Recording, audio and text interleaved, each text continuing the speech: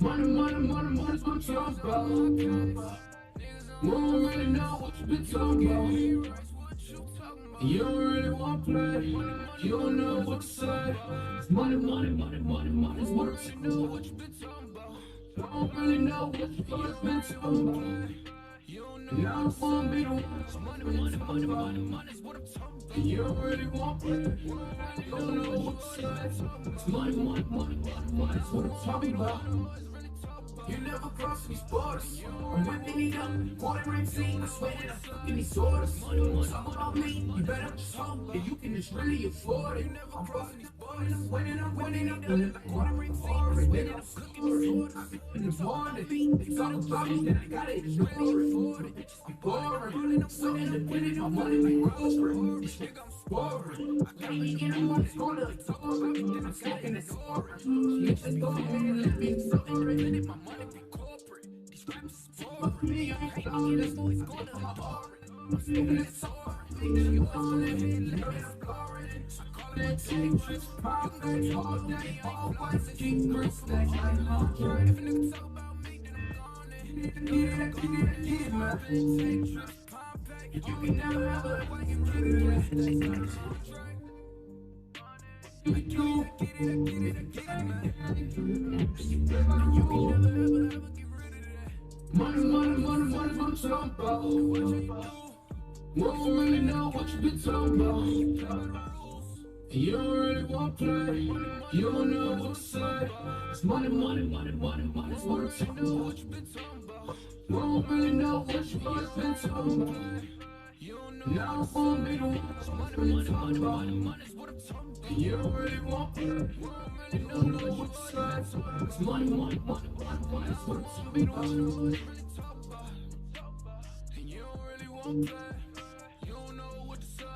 Cause money, money, money, money, money's what I'm talking about.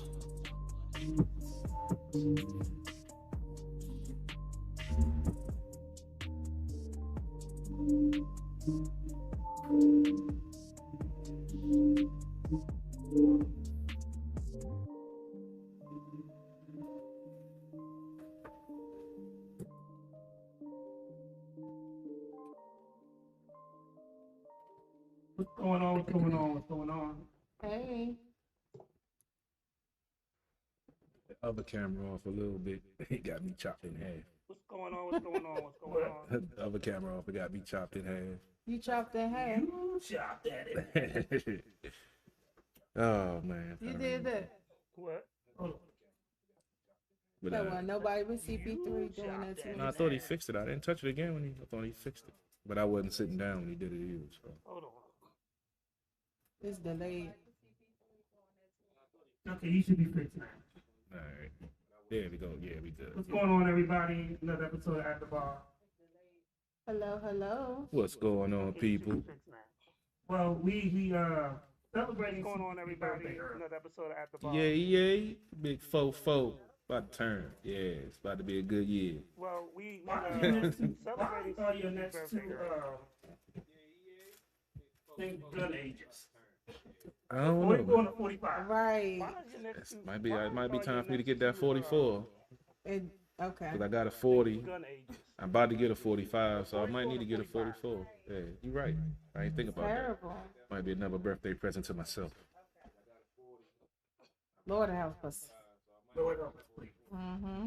Hey, trying to remember old passwords now. I got a new phone. I'm trying to transfer some of my other pages that I haven't changed the passwords in a while, and having some technical difficulties over here. He old, y'all. Hey, So birthday boy, I'm trying to figure out how to get this camera. That's why I don't really get it. So birthday boy, give us some scores and updates. get a quick rundown. The Washington football team was on a bye week this week. I gave my season synopsis last week on Sports on the Hill. I'll probably touch on it a little bit going into this matchup with Tampa Bay in Week 10. They've had a week off. Coach Rivera said that he was going to reevaluate every position on the field and see, make sure they put the right people in the right position. in the right place to be successful. They're also going to hopefully look at some of the game plans and some of the coaching techniques that they've been using, because the defense has been getting better, but still want more consistency. The offense hasn't been able to get out of its own way lately.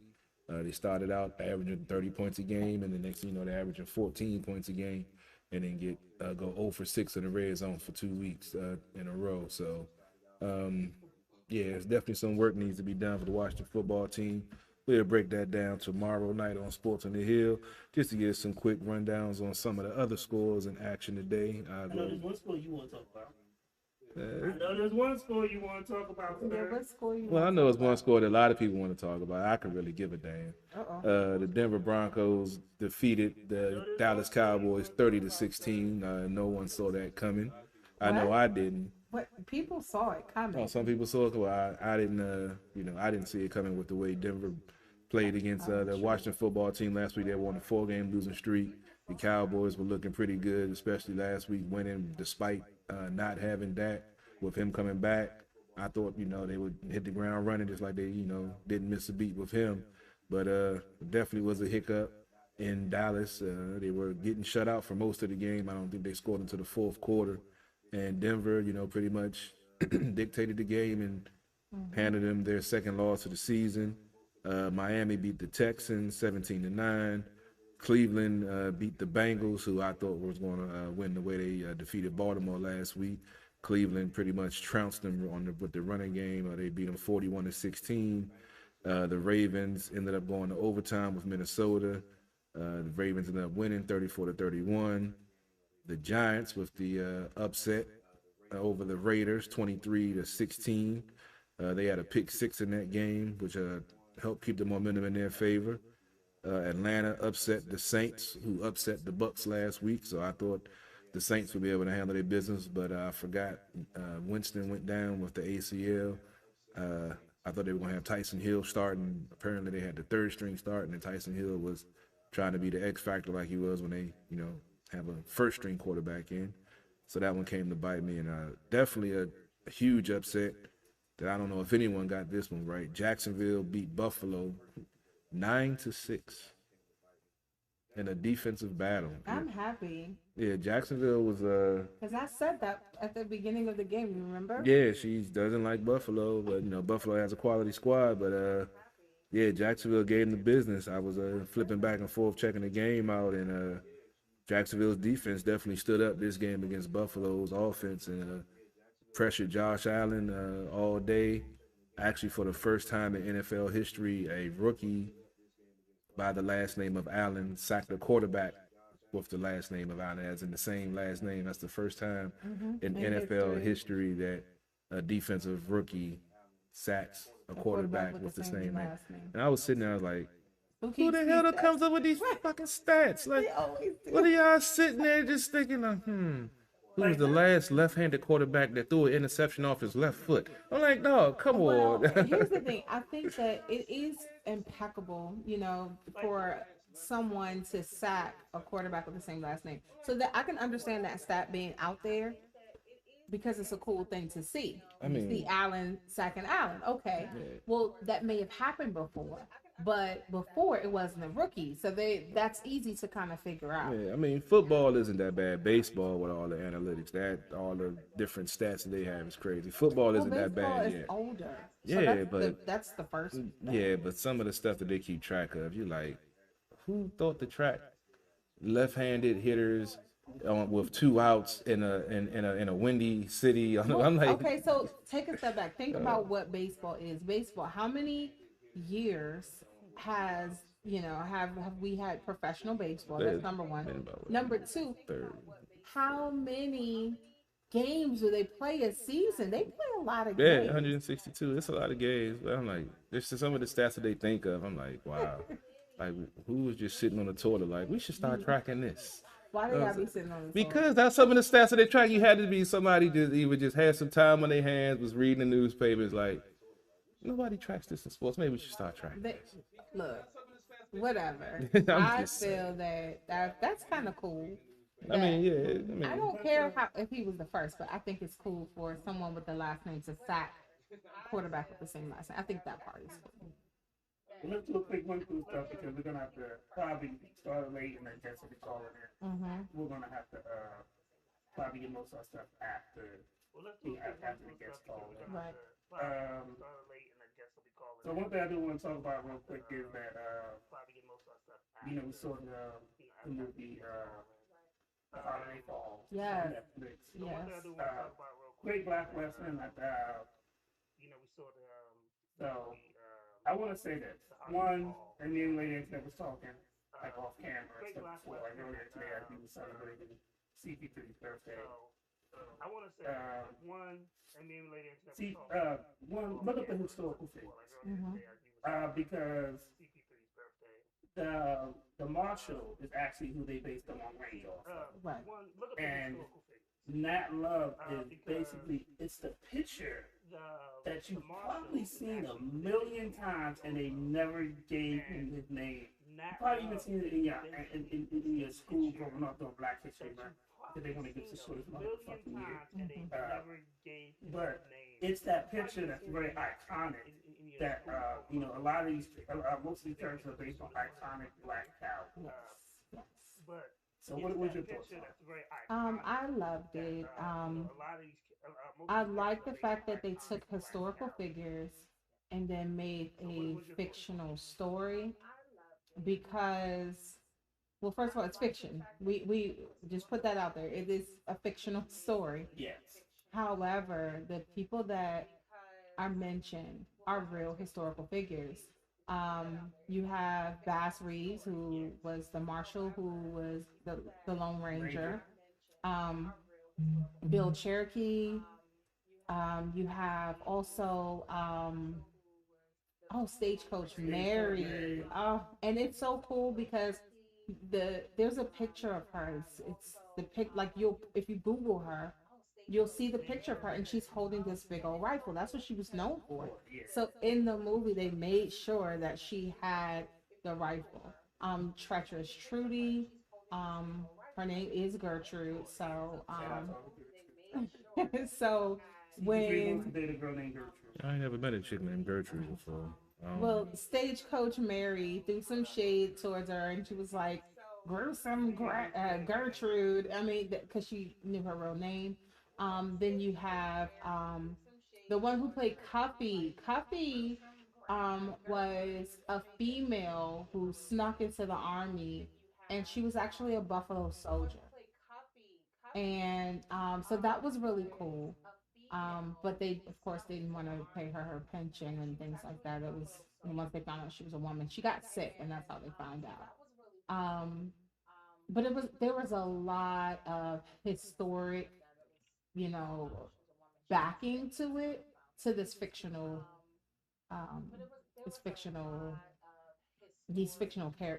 story. So I really enjoyed it. I loved it.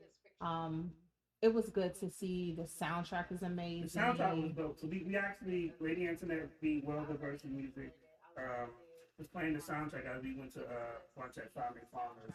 The soundtrack was dope. So we actually want to celebrate CP3 good age. Yes, sir. Yeah. So Packing.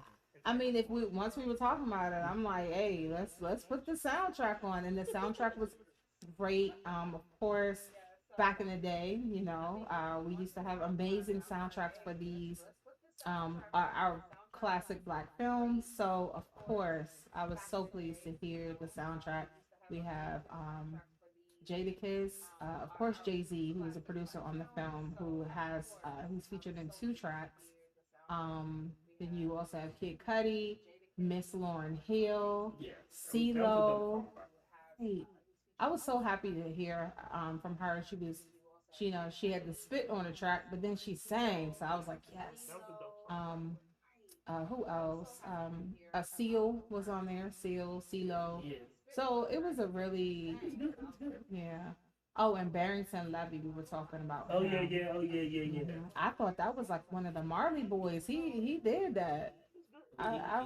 He did well. Oh yeah. Oh my God. But they had that. But here's the thing. That was in the song. I mean, in the movie. Yeah. But they didn't have it on the soundtrack. I was in my feelings a little bit about that. You wanted it, though, didn't you? Yes. I wanted it. I wanted it. I would say like this. It's one of those films that one of the things that did make me mad though, of course I was looking on social media, there are white people out ignorant. I mean, it's bad enough you stole our culture. The Lone Ranger is basically stolen from a black guy that you never gave credit for. The thing is, one of the there was people praising the movie and a white person put in the comments he thought it was a musical. No, we actually make soundtracks to actually fit the music. Maybe you're confused with that because Grease is a musical. It's a piece of trash, by the way. But you will get people coming at you now. You know, Grease has a whole culture behind it. Man, my sister, she love that shit. She still be watching that shit. He gonna have people coming after him. My sister be like, why are you talking about Grease like that? Like, man, that's it. You know, I don't like it either, but I ain't gonna say nothing. They do not. They do not play. They are. You think the Bayhive is bad? Oh, they dress up as these characters for Halloween. Yeah. Like it's not a game. From the bottom of my heart. From the bottom of my heart, no. But needless to say, I thought it was pretty. I just don't like comments like that because I feel like, you know, you're coming at our culture. You know, the band of y'all don't talk about it. Like, we've only had Posse in this shit. Like, come on now. Not Posse. Give us our dude. Are we really about to count Posse? Hey, Posse was a groundbreaking movie. It's kind of like, you know, when you want to get attention, you got a pop. But one thing I posted a post about it. One thing that someone mentioned, I didn't quite think about, Idris was also in that other movie, Concrete Cowboy. Yeah, and that was really good too. So I'm like, Idris on these horses, you know? he gotta have some horses at home or something. You got to. At this point. That was a good movie too. Though. Yes, I like that movie too. So. But it was dope. So if you haven't seen The Harder They Fall, it's Idris in there. Great cast. Jonathan Majors, Regina King, Lakeith Stanfield. We even had Damon Wayans Jr. Like it was, yeah. It was and shout out to Delroy, the OG, who played Bass Reed, which was a Lone Ranger. He played that part. He did, but he plays a really good authoritative figure. He all the always time. plays good parts of. People don't remember his name, but you see his face, you're like, oh, I know that's my Right. But he's like that uncle, you know, Yeah. like he's real cool. You don't know his name, but he always give you. But yeah, Delroy Lindo. That's he's an OG. Yeah, he's an OG, and he did that. He did a wonderful job. I'm about to print it. Yeah, we got time. It was so positive for a second, y'all. I'm in some sidetrack, so he's taking over for me right now. You sidetracked. Yeah, I'm trying to get into my account so I can open them all over Instagrams. So I don't understand. So the other day, was yesterday, the video came out of one of Lil Nas X fans attacking the other day Boosie. was yesterday. We're coming at Boosie while he's with his son. One of Lil Nas X fans. Well, it's a fan, but an alleged family member. Alleged. He said, you coming at my niece, Lil Nas X. This is a man with his son. And he's like, fuck you, I will fuck you up. And but I missed something. First, let's go back. Lil Nas X identifies as a woman now? To my knowledge, not. I didn't think so, but go ahead. Because I don't play a gay people don't. Yeah. I mean, yeah, he pretended that he was pregnant, but Yeah. I thought it was just trolling. I didn't. It may have been, but the thing is the way that he came at him. Yeah. And then, I'm not gonna say the word, but you know, the caption that I read on the video was that, you know, Bootsy drops the F-bomb. No, not just the F-bomb. You have to. It It was a derogatory term Yeah. for a homosexual male. So. And I'm not saying Bootsy's right, but I am saying that if we're going to talk about the situation, talk about that this man is with his son, and this guy is basically coming up trying to fight him. These guys coming up yelling and cursing. I'm not saying Bootsy is a person, I don't know what Boosie And did. this guy is basically coming But- up. But he He did. okay. But you know, this dude is walking with his son coming out of a store, and this man is, you know, either he's doing it for clout because it was filmed, or trolling purposes.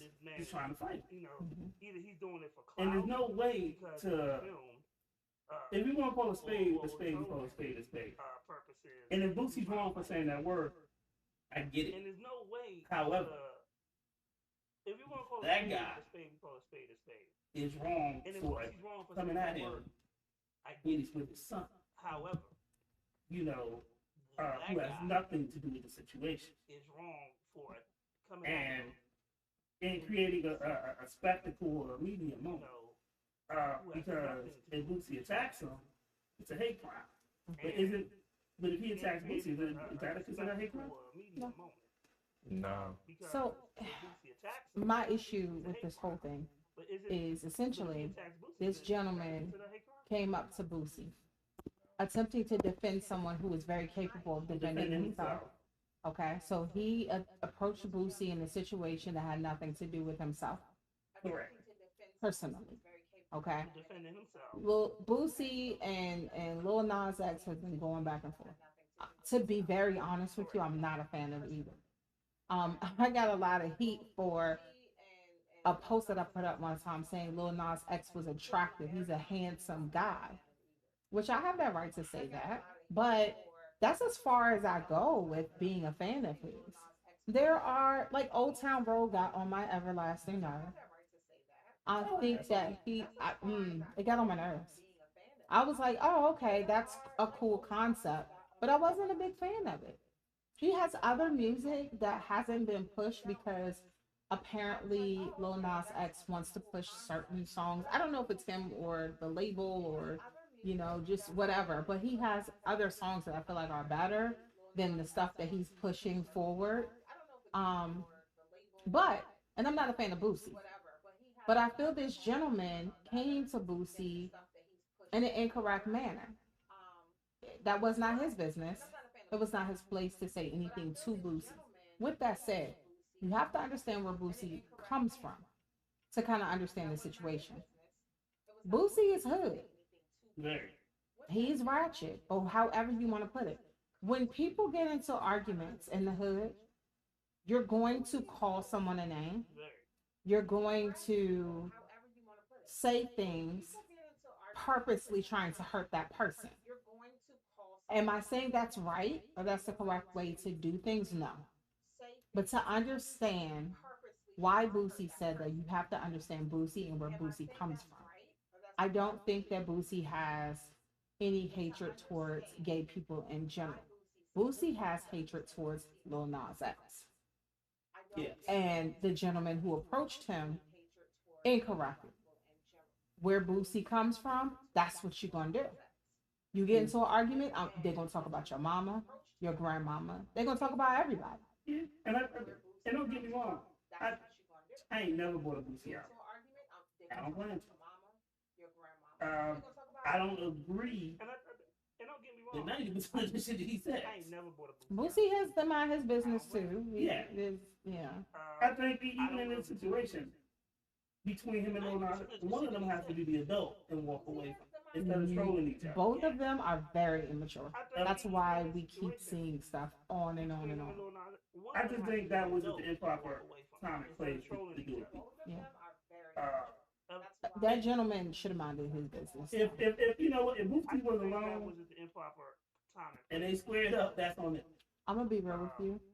If this is just me talking, I'm not talking about famous people or anything. Me talking. If somebody approaches me, talking to me about some beef I have with somebody else, I don't even know you, and you came at me incorrectly like that, it's gonna be a problem. It's not just gonna be words. But I'm just saying. Yeah. So I can't fault Boosie for what he did and how he responded. I don't necessarily agree with it. I don't agree with the terminology, but I would say that like that situation should be handled better. But also, I would say that I don't agree with the you terminology, can't but poke the bear and not expect to get bit. And you cannot, when you approach someone like that, the way that that guy approached him, you can't tell Boosie how to respond because you stepped out of line. And what another thing too is how I respond and how CP3 respond is gonna be different. And real talk, you keep walking up on people like that, you won't come across the right one. Because I may respond with, you know what, fuck you and keep on moving. You may walk up on him and CP3 be like, oh, I'll be right back. He might not have to go anywhere and take his bag. Yeah. I mean, it's wild. I mean, people can have varying opinions and disagree, and it's like nowadays it's you can't even disagree with somebody if they feel offended, or you can't say that. We all aren't going to agree on things. We all aren't going to see eye to eye. So I mean, like the whole cancel culture and all of that stuff with everybody, because you say something that they don't like. Back in the day, as long as they don't put their hands on you, don't worry about it. Now it's like everybody's offended or get butthurt about somebody that says something that they don't like, but that's their opinion. Everybody has one. It's like assholes. Hold on. Back in the day, as long as they don't put hands on you, that's a lie. Because we had to mature and get to that point. Well, that's the way way back in the day. When somebody came at you like that, it wasn't about whether they put their hands on you. That's disrespectful. And that's not how you come at somebody. True. But you can argue with people all day about how they come at you. But for real, I've had people come at me sideways, and I just look at them and keep walking because it's not even worth my time or effort. If you feel like that's, you don't respect me, that's cool. I could really give two fucks who you are, and I just step off because it's not wasting my time, my breath, my energy to even engage in that situation when it is not even worth it. But see, here's the thing. That's you. Yeah, that's what I say. That's the way I look at it. Everybody's going to react different. Yeah, definitely. So I was, I stay on social media trolling sometimes, but there was this great thing I was watching with Russell Simmons, and he told the story of 50 Cent. And he, because everybody reacts different. Suge had been a big bully, and Suge and a group of guys ran up on 50 Cent's video when he was first coming out, and 50 Cent started laughing, and they was like, "You better shut this shit down." And he said 50 Cent chased them dudes off his set with a Uzi. Because you don't know who you walking up on. This is the dude who's been shot. You running up on a dude that's been shot 9 times. And you think you're going to scare him? With a 9. And he's like, what? Right. And he said, and he chased them by himself. Not with a group. He chased them with and that's what I'm saying. When you run up on the wrong, and that's what the point that you had made earlier. When you run up on the wrong person, it ain't okay. Right. And my thing is, to me, I feel like this ain't really about anybody's sexuality and it's about people that dislike each other. Right. It really is. And like I said, if you look at where Boosie came from, he got beef with a man that happens to be gay. So Boosie's going to reference that. If he was a man that happened to be disabled, guess what Boosie gonna say? He gonna say some stuff about his disability. You old cripple son, bitch. He's going to, whatever Boosie feels the weakness is what he's going to zoom in on. And that's what people don't understand. It's not about Boosie. And we're not saying that like Boosie is the poster child. No, he not. Cause he does stuff, and even when we had that conversation with Mike Tyson with Hot Boxing, and Tyson checked him and said, "Ooh, you can talk about somebody's son." Yeah, because he was talking about Dwayne Wade's son. I'm sorry, Dwayne Wade's child, because it was his son that decided to transition into his daughter. And at the end of the day, that ain't none of my business between Dwayne Wade and that's why I said Boosie quite often needs to mind his business. We all know that. However, at the end of the day, I can't even say Boosie is picking on Lil Nas X, because look at what Lil Nas X do. Yeah. They both time enough for each other. So that's why I said, his beef with Lil Nas X is what it is. Lil Nas X is quite capable of defending himself. He don't need some little random running up on Boosie for him. Yeah. I mean, once again, we don't know if that's his uncle. We don't know. Well, I said random because it's random to Boosie. Yeah. It's and it was we don't know if that's his uncle. And it could be a person that could be making the situation worse. Right. When the situation could have been dying down now. This one person now has reunited the whole I don't think it was, but you're right. And what if Boosie decides to retaliate and send somebody to go approach Lil Nas X? Yeah. And for us, we understand how that go. Okay, we were there for the East Coast, West Coast drama, and a lot of it, you know, in hindsight, really could have been resolved way before it was. So here we are again with two people in the industry that got beat, with other people deciding they want to step in. Yeah, and that could be a big problem. And they just need to shut up and let them two go at it. Yeah, they want to box, square up, or whatever. That's on that. Who, Boosie and Lil Nas? Yes. That could be a big problem. I will watch for entertainment. I'm not paying to watch, but I will watch for entertainment because You got celebrity boxing matches. They can do it. remember the Celebrity Death Match or something? Remember? Let's get it on. That was my shit. Yeah, that was my shit. There's money behind But I'm just saying, like, I'm not here for Boosie. I'm not here for Lil Nas X. I'm here to just be logical about the situation. One, I think, look, this is gonna be stuff that we say that we're not gonna be dislike, whatever. But at the end of the day, music is supposed to hit. We turn the music to get away from our things. Well, some people do. Yeah. And some songs. Something. Some songs fuel some things. Sometimes you gotta drink away the pain or turn some music on and add to the He pain. want to listen to some brown liquor music. Yeah, that's what you know. You gotta get right. You know, sometimes that liquor is soothing to some good music, and then sometimes you get that white to get you. So we still CP3. Yes, sir. We got 5 minutes All right. before the call. All right. So let's go with. Can we do that little Facebook profile? Profile real quick. Yeah, let's Or do you want to wait until after? we can throw the nugget out there now and let people roast on it, and we can come back to it later. Let me That topic right there could be 30 minutes after this. yeah, I'm on the Facebook dating app, and I got a notification that a young lady liked my profile. So I decided to go check out the profile, and I'm not going to speak about the young lady. She's 32. You can say that. You can say her. Oh, definitely by her post. But this is someone that's looking for that special someone in her life to complete her life. A 32-year-old woman, y'all. She has looking for long-term relationship on her profile. And this is what her profile said when it asked for a description. Looking for my king, not here for sex. Looking for my soulmate. All in capital letters. Then it goes on.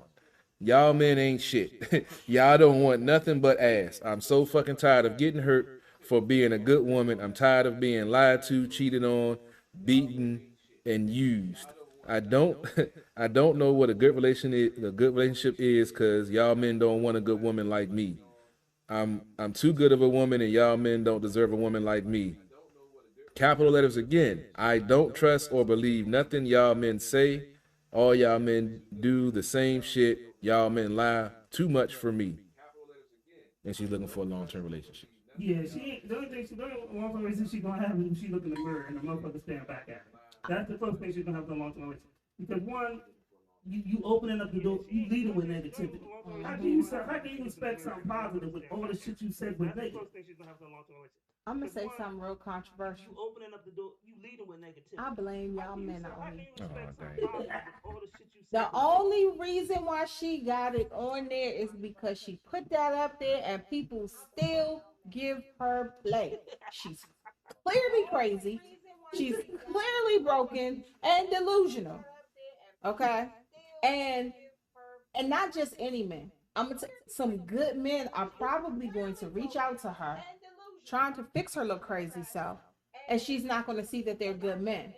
When I had my dating profile up, I got all the crazies, and my profile was really positive.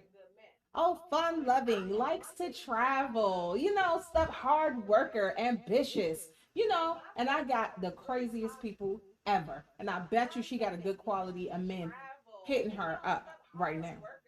So, real talk, back in I guess early MySpace days or whatever. You said MySpace. Oh. I had a profile and I was like something. I'm the dude that you love to hate or something like that. And you got everybody on your page. Yes. Yep. And then the female actually, she said, "Well, how can you be? How can somebody be attracted to you? That's the first thing that you said."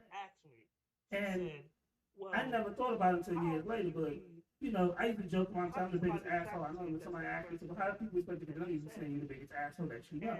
Like, people don't want to get to know you. When you leave with negativity,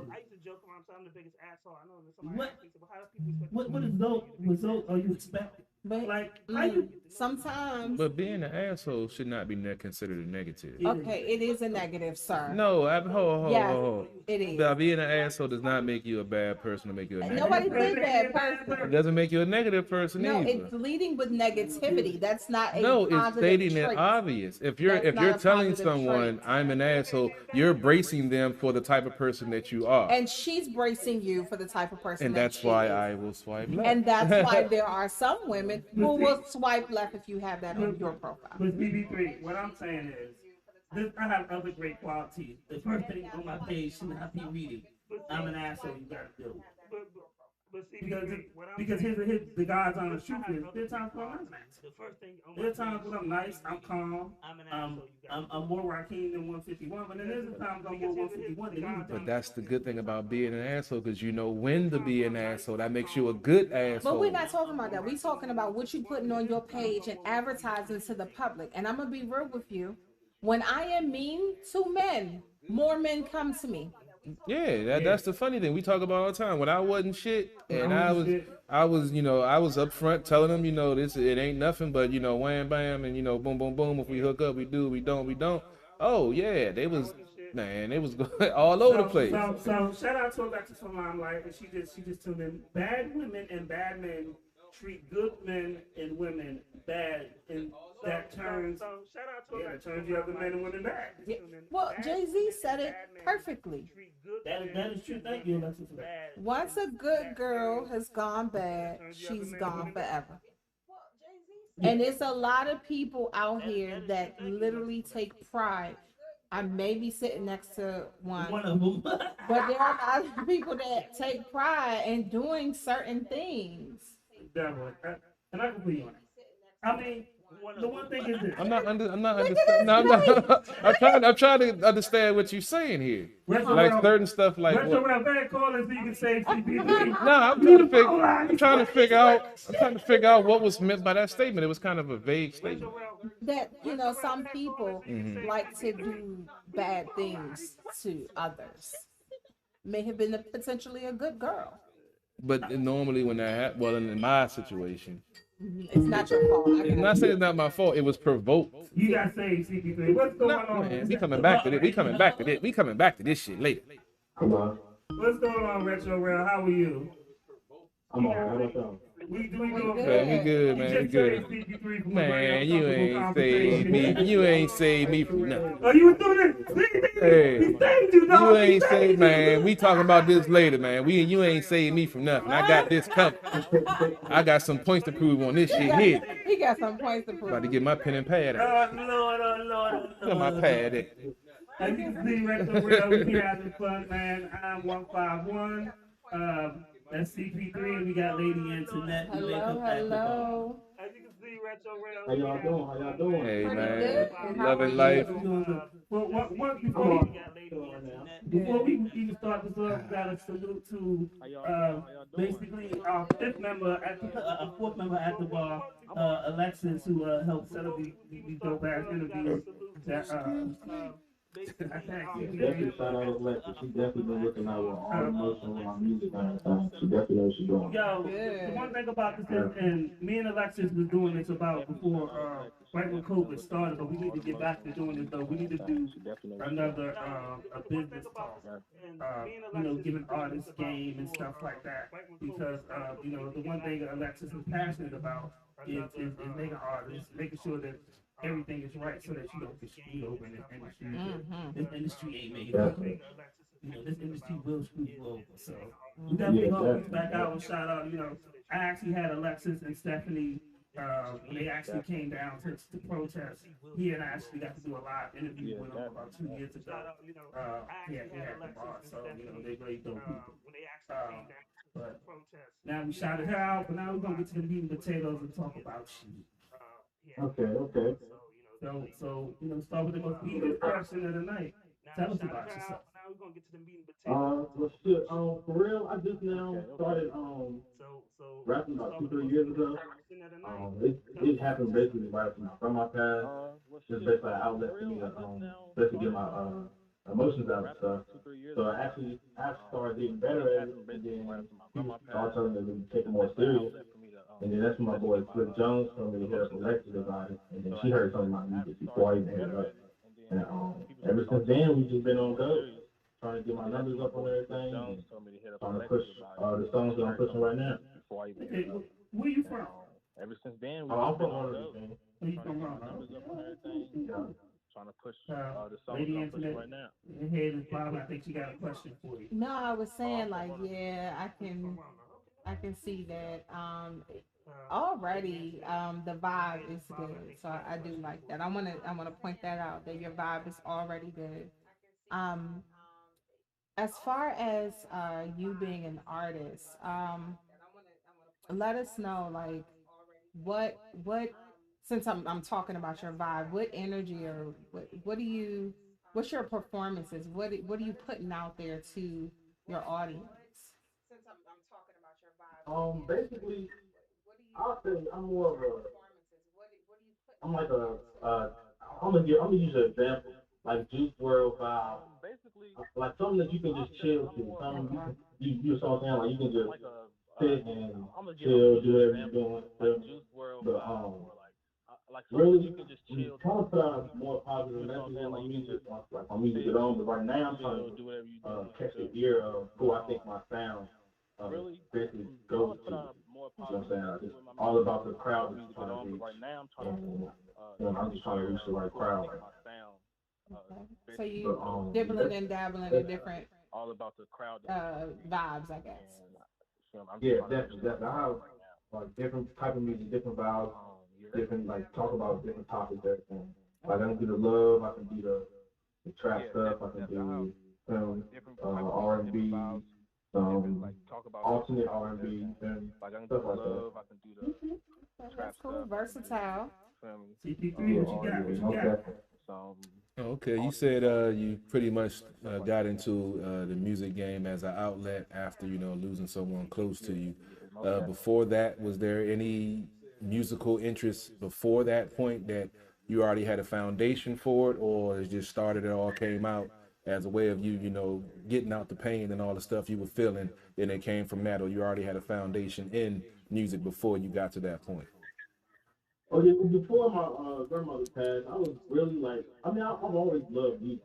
I always been a fanatic. When I was at school, I used to walk around with headphones on at all times. Teacher used to actually take my headphones off. I used to actually like be on tables and stuff too. I used to get in trouble a lot for doing stuff like that. But yeah, I've always like been into music and a lot of older music too. Depending on my grandmother, she was born in 1942, so I was listening to like the Temptations, all of that stuff. What you know about that? Yes. Yeah, definitely. Yeah. I'm definitely music oriented. But I really wasn't really trying to be a rapper for that happened. You know what I'm saying? So at first I was just working a 9 to 5, trying to make a living. So then after that happened, I'm still working my 9 to 5, but I still need an outlet. So once I started rapping and everything, everybody told me I sound good. Once I really heard my voice, I knew, you know what I'm saying, that's what I need to be doing. Like, I felt like my voice was powerful the first time, even though I was a little, you know what I'm saying, you know how your first time doing anything, you're a little scared, but even though all of that was going on at the same time, it was pretty good. Like, everything turned out, I think, the way it was supposed to. Sounds good, sounds good. Are you working with a main producer, or how are you finding your beats and stuff? All my beats come from my boy Ed. He's from Burn, Virginia too. So he can cook up beats in like less than 5 minutes, bro. Like this man is real talented. So I really just he tuned into my music and actually reached out to me, and then we already had mutual friends, not knowing it's a small city on farm, so everybody really knows everybody about when you meet them. But yeah, so he started sending me some beats. He's actually sent it to me for like, so I don't really have to lease them. We just splitting everything, down the middle with the proceeds and everything. So everything's working out. Yeah, I wanted to touch on that because I think artists listen to this like get with a producer, do a split sheet. I think that's less complicated than having to lease a track and stuff like that. You can build your sound.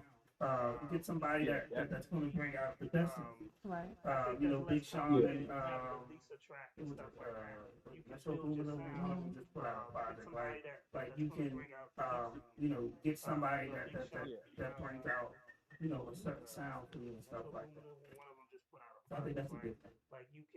Yeah, definitely.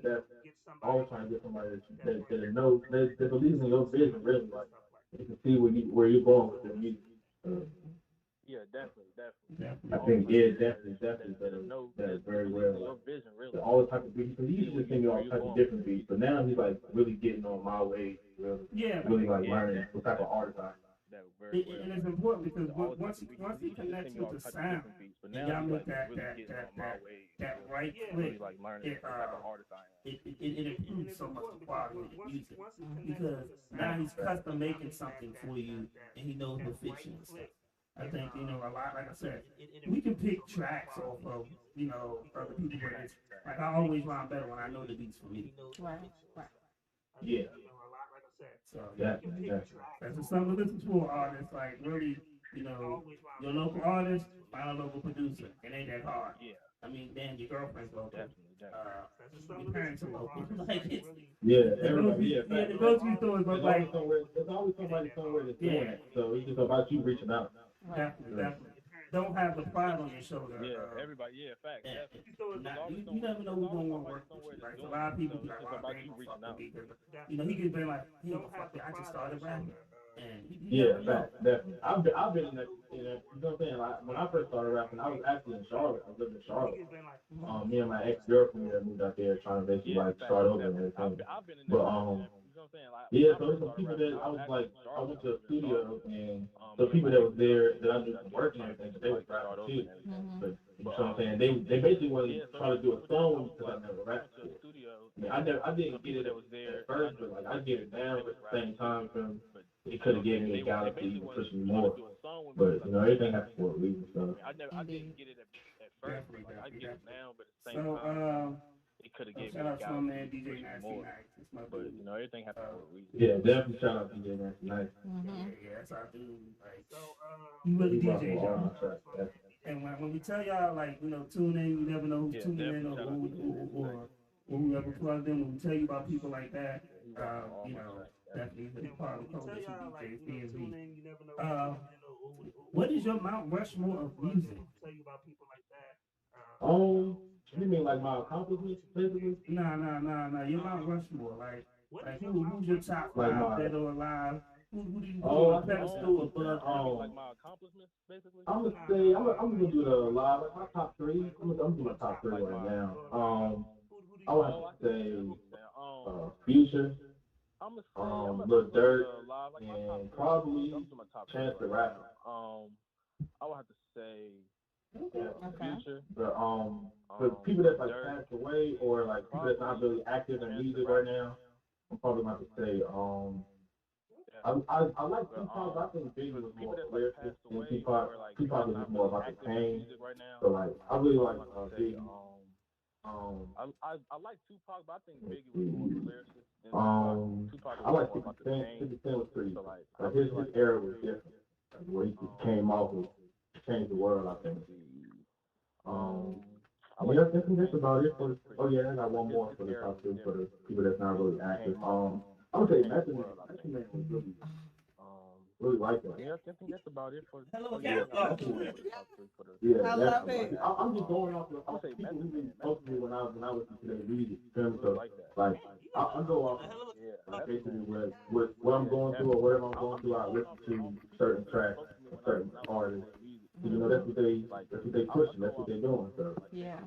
What I'm going through or whatever I'm going through, That's pretty diverse. I like it. It's super diverse. you know, that's what they pushing. That's what they doing. It's crazy about the point about Biggie and about Pac. Pac was good at making you feel the pain that he was going through. Biggie was very exactly, yeah, exactly. Biggie, I always said Biggie was very lyrical. Like Biggie would come in and describe the wall, like the paintings on the wall. Yeah, he's like, damn, what the fuck? Like, you can rap from A to Z all day. He's like, and it was so smooth. And truthfully, Method Man is probably one of the most underrated. Definitely. I say that all the time. Lyricists about that. Like real talk. The verses with him and Redman, the verses but I say that all their verses was just so crazy because of how much they look. People would when they went on the Hard Knock Life tour or the backstage, whatever the tour they were, the Rough Rider tour. Okay. They would Rough Rider, yeah. The Rough Rider Cash Money tour. People didn't want to go after them. They didn't even want them because they were killing. But how can you? You can't follow that. They were too raw for their era. That's what I think it was. No, like, they accepted it. They were too raw for it. They weren't really. Yo, how high is my favorite song? And like lyrically, they killed that shit. I think it's their chemistry. I think that's what it was. The main thing. They went off of each other. But they like outside of music though. They had energy outside of music. So they just played the times of even those doing better with art. I mean, they both were. Somebody you can click with. Crazy stuff. Yeah, I mean, they both were two different, diverse artists that came from, you know, different places to get to where they were at that same time in their career. You know, a lot of folks don't talk about, but the Redman album, Time for Some Action, I mean, that I could still throw that joint in the day and still play it from front to back without fast forwarding any track. I was a big Yeah, and then with Method Man, the way he came up through Wu-Tang and then branched off on his own. So they were both seasoned veterans in the game that could still freestyle, could battle rap with anybody. And they Method Man still freestyle. Yeah, and can do it on paper too. So Man, that shit was crazy. I remember a couple of years ago they did with him and Black Thought. Yeah. Oh, Black Thought is another one. Yeah, he a problem. That dude. I was all black. Black Thought was like a real black king. Oh, Black. That's back when Joe Budden was really talking. I remember those days. Oh yeah. I was really in tune to music. Like I'm young, but I was definitely in tune to music at a young age. We see. You sounded like you supposed to be our age, you know? I mean, I did hang around a lot of older people too, so, and I was the only boy in my immediate family, so I branched out to all my older cousins and stuff like that. I mean, I did hang around a lot of older people too. So, okay, Lady Antoinette, you got a question? I mean, well, since you seem to be, even though you're kind of new to the game, your mentality seems to be pretty mature, and even though I know you said that you're trying to dibble and dabble to see the vibe that you want to put out there, for another artist that's coming up behind you, what advice would you give to them if they're just, you know, they're trying to start, where to go, you know, just a mindset that they need to be in? What advice would you give them? I would say find your sound. I mean, I'm not gonna say like find. Like, cause I still haven't found the sound that I want to push, because I have a lot of sounds, obviously, but like find the sound that you think that fits you, that you like yourself, you feel me? And just stick with it. It's always gonna get better. I'm talking about practice. Like find the sound I think that's because people will tell you like you can't do certain things because you don't sound a certain type of way, but you know, you never know when it'll blow up. Like Lil Pump, all these people like they, because people will tell you like if you think about mumble rappers, they're not really saying anything. They blew up off of a sound. So like, if you just stick with your own sound and be original. If you think about mumble rappers, people love originality. They love to hear something they never heard before. So like, and I feel like that's why my music really started popping in the city, because I don't sound like anybody that's in the industry or in my city. We even got to the media again. Mentality is just different. I think that's dope. I think what you just said, finding your sound. A lot of people don't know that. Yeah, definitely. They think you just going there and just rapping the same voice you're talking in, or you feel me? Some people can do that, but not many people are doing that. Like, if you think about it, Jay-Z barely does that. Jay-Z changed up his Listen to how style he sounds too. when he talks. It's like do that, but not many people are soft doing voice that. when he talks. Like if you But think when he's about it, talking to you, Jay-Z you gonna hear him. You does gonna that. feel what he's saying. Like You feel me? So listen to how he it's all sounds about, when he talks. It's you like know what I'm saying, the impact that you have with your sound. softer voice when he talks. CP3, When he's talking to you, you gonna hear him. You do have a very diverse background with music, and what leads into what you do now. You say you are versatile and can do different styles. I don't always promote labels, but what would you consider yourself in this industry right now? More of a rapper, an artist, an entertainer, a singer? What would you? Because we haven't heard your music yet. Because 151 always waits to play the music so we hear it fresh and get a fresh ear. So what do you consider yourself as in this industry? I'm gonna say an artist only because everything that I put out, I feel like is a piece of me or a piece of how I'm feeling in some type of way. So I say an artist only because everything that I put out, like it's art that I'm doing. Like I say, if I was an entertainer, and I can get people to go out and do certain things. Like, but as an artist, it's just more to it. It's like you're an entertainer, you're a rapper, you're all of those things. You feel me? So go out and do certain things like, but I definitely say art. It's just more to it. It's Cool, like cool. You're an entertainer, you're a rapper, you're all of those things. You feel me? That's what's up. Yeah, I definitely. 151. We ready to hear his music before we ask more questions. Oh, well, since you said it like that. I didn't even hear it. She said in that stern voice, 151. We're ready to hear his music before we ask any more questions. Oh yeah, definitely. Go ahead and talk in straight. So we about to go into your video, Mad Max. I got some questions about that. Oh yeah, definitely. Go ahead. So give me 1 second. Let me Mad Max. And I got some questions about that. So here we go. We about to play the video. 1 second. Let me prep this. Here we go. We about to play the video.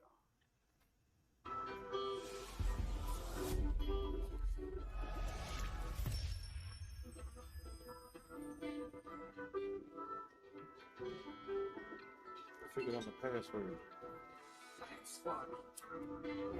I can look away from it like that. I get jet lag. My body switching off its flat. Go bitches, me, okay. I can do you, man. I don't know if get jet lag. My brother be swerving on cash. Tell bitches, so your cash tag. I hit your bitch, you man. Sure, you don't live in the packing. Calling my blocks like man. Haters on, I gotta say this. Don't like the first, I do like a few shorty.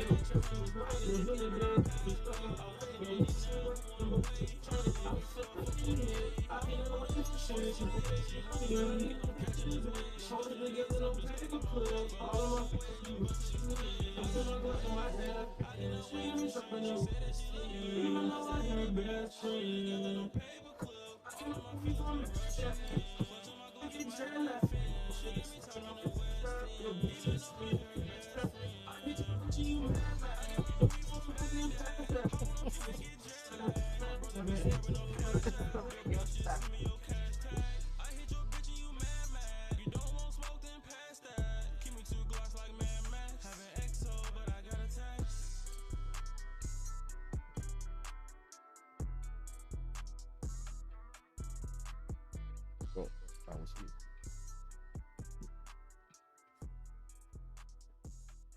I'm like, what the hell you know about Mad Max and Shada? Man. Yeah, I'm glad you got that. Man. Was this Mad Max like the I don't even know what type of movie it was. It was another Mad Max. Yeah. That was Mel. That was Mel Gibson. That was Mel Gibson. That's where they got the name of that character from Shada, who called himself Mad Max. But it came from Mel Gibson's Mad Max Thunderdome Road Warrior movie. Yeah, old school. Yeah, old school. But Mad Max and Shada. I'm glad y'all got on Well, CP3 was, I felt like he kind of like his head really popped up when you said something about taking somebody's girl. I mean, you know, that seems to be a theme with some of the music nowadays, and I can identify with it because I used to live that. Okay, I used to live that life. That's the life I used to live. Yes, I did, my good sir. That's why I'm over here sweating. But yeah, I definitely you know, the vibe was nice. It was a nice flow to a nice feel, and being on a show with 151, I've learned to listen for the mix and mastering, and it sounded like he did a pretty good mix on it also. See, I'm learning. I'll be drinking and learning at the same time. Thank you. And I think it was definitely a nice little, you know, vibe track. I could see, you know, riding late night with a little, you know, herbal medication flowing in the air, you know, hitting on the beltway or something, you know. I'm just saying. So Alexa just hit me up and she told me that right now your music is being streamed in Atlanta. Off the Black Ink. Alexa just hit me up and told me the rap video, man. Yeah, definitely. So I'm proud of you for you know taking your music outside your city. Right. Gotcha. I think that's key because people outside the city support me more than anything. Bruh, how many times have we said that on this? How many times have we said that on this show? We almost changed the name of the show to that. No bullshit. One, I'm gonna tell you like this, and this is the guy honest truth.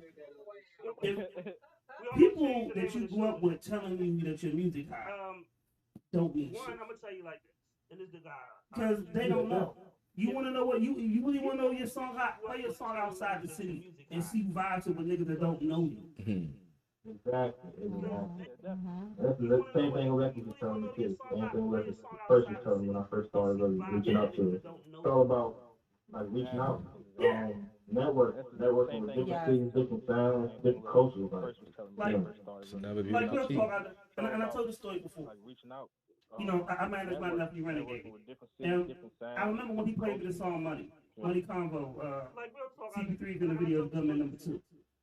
Number 2. Being typecasted, man. I mean, I'm more versatile than just Gunman number 2. Look like. But go ahead. I could be two Gunman number 2 too. I can carry 2 weapons at one time. You could be Gunman number 1, then dang. Yeah, I got bigger aspirations. So basically, when we played the song in the DMV, niggas loved it, and I thought, okay, it's cool. I loved it, but it was like, we went to Texas during a South by Southwest weekend, and we was upstairs doing the show, and some people downstairs was doing the show. So I'm filming him, and by the time he finishes that particular song, the people from downstairs came upstairs, and the whole club had filled up upstairs now. And I looked and I was like, oh, this motherfucker's in here. But that's not what I do. And it was when people that don't know you vibe to your music, they give you an honest reaction. Right. Yeah, definitely. You know, the dude that you grew up with, you could say skibbity bobbity boo, and he'd be like, oh, that shit is hot. Bless his heart. Yeah, bless his heart. You know, because sometimes your man allowed to tell you shit is wild. Yeah. You don't know how to be bluntly honest. I don't know. But I definitely like the song. It was real chill, real mellow. So that's what's up. I honestly, the song is actually opposite of what I thought based off of the title, but that's another story. Mad Max is typically crazy, so you know. Yeah. He was wild in that movie. The part I really remember Shada's is that when he lit the cigarette with the finger. Like, how do you do this? on a trash can. But he was literally like my most favorite character in the. But that's the thing. I have a shocker to announce. I've never seen that movie. You never seen What? Shadows?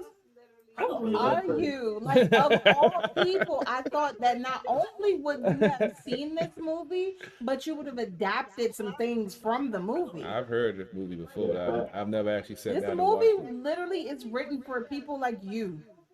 Probably too much like my life. I didn't want to see it. No, I never you really need got. to see it. I mean, my niece, she loved it. She talk about it all the time, and she's actually doing movie production now. I think that's one of the movies that. Wait, how old was she when she was talking about this? You know, I'm talking about my oldest niece. Yeah, but how old was she? This movie is still old. Yeah, she's 5 years younger than me, so she just turned 39.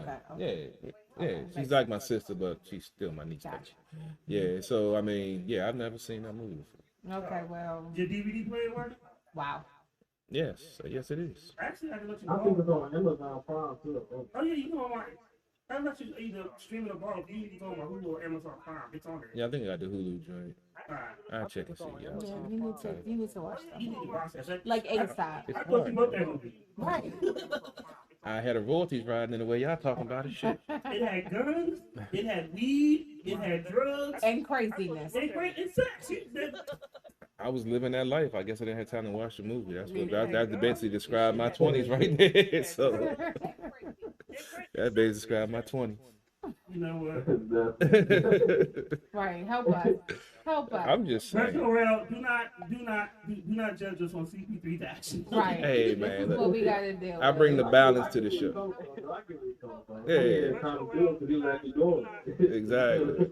I give a different perspective on the show, man. You know, a show. Are different. Yeah, So before I ask you this question, let me tell you, do you know why we call him Gunman number 2? No, why is that? Because he's the Alan Baldwin. Hey, I ain't shoot nobody in the face. Alec Baldwin. Man, look, there was a music video shoot. There were 2 gunmen needed for the video. Now, I was gunman number 2, and there was only 1 gun on the scene. So how am I going to be gunman number 2 without having a gun? So me being proactive, I bought my gun to the set. It just happened to be a real gun, but it was still a gun for the video. You know, there was no, what was I supposed to do as gunman number 2 with no gun? How was I going to be gunman number 2? You weren't portraying gunman number 2. You became. Exactly. I embraced my role, man. I'm trying to get an Oscar, man. I'm trying to get an Oscar here, dog. I'm trying to make it happen, dog. This dude said, I gotta wear a long sleeve shirt because I gotta cover up my tattoo. I'm just saying, I delved into the role, man. When you do things like that, you can't have any, you know. Nigga, you feel like And it's life. he said, well, the bullets aren't in the gun. They were just like next to They the were gun. adjacent to the gun. They were in my book bag. You know, they weren't loaded in the clip, and the clip wasn't in the gun. So people weren't supposed to be scared because And I let everyone know that it was unloaded just to appease, make sure nobody was, you know, had fear. Yeah. So, you know, we didn't have an Alec Baldwin situation because the gun was never loaded. that's where Not this time. So what is your go-to album? Oh, you mean like other people's albums? Yeah. Or like other you mean like stuff I was dropping? Either or. give us both. Probably Other people's those 2 straight. I'd say Get Rich or Die Trying. Either or. Okay. Now what is your go-to album for whatever? So what you have? All the movies that I've already dropped, I'd probably say the last thing I just dropped, Retro World 2 or Cash Cow. The one, I think it was the one 2 times before that. Because I got Retro World, I got Cash Cow, I got Love to Hate, and Retro World 2. So the main one I think that I really rock with is basically the city, people that didn't even know the Twin City, but you know, of course everybody's out with Cash Cow. That tape was really rocking with it.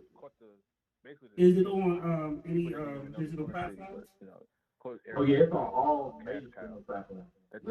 Tidal, Apple Music, Spotify, iHeartRadio, Good. YouTube, everything. All you gotta do is type in Extra Retro, and that's it.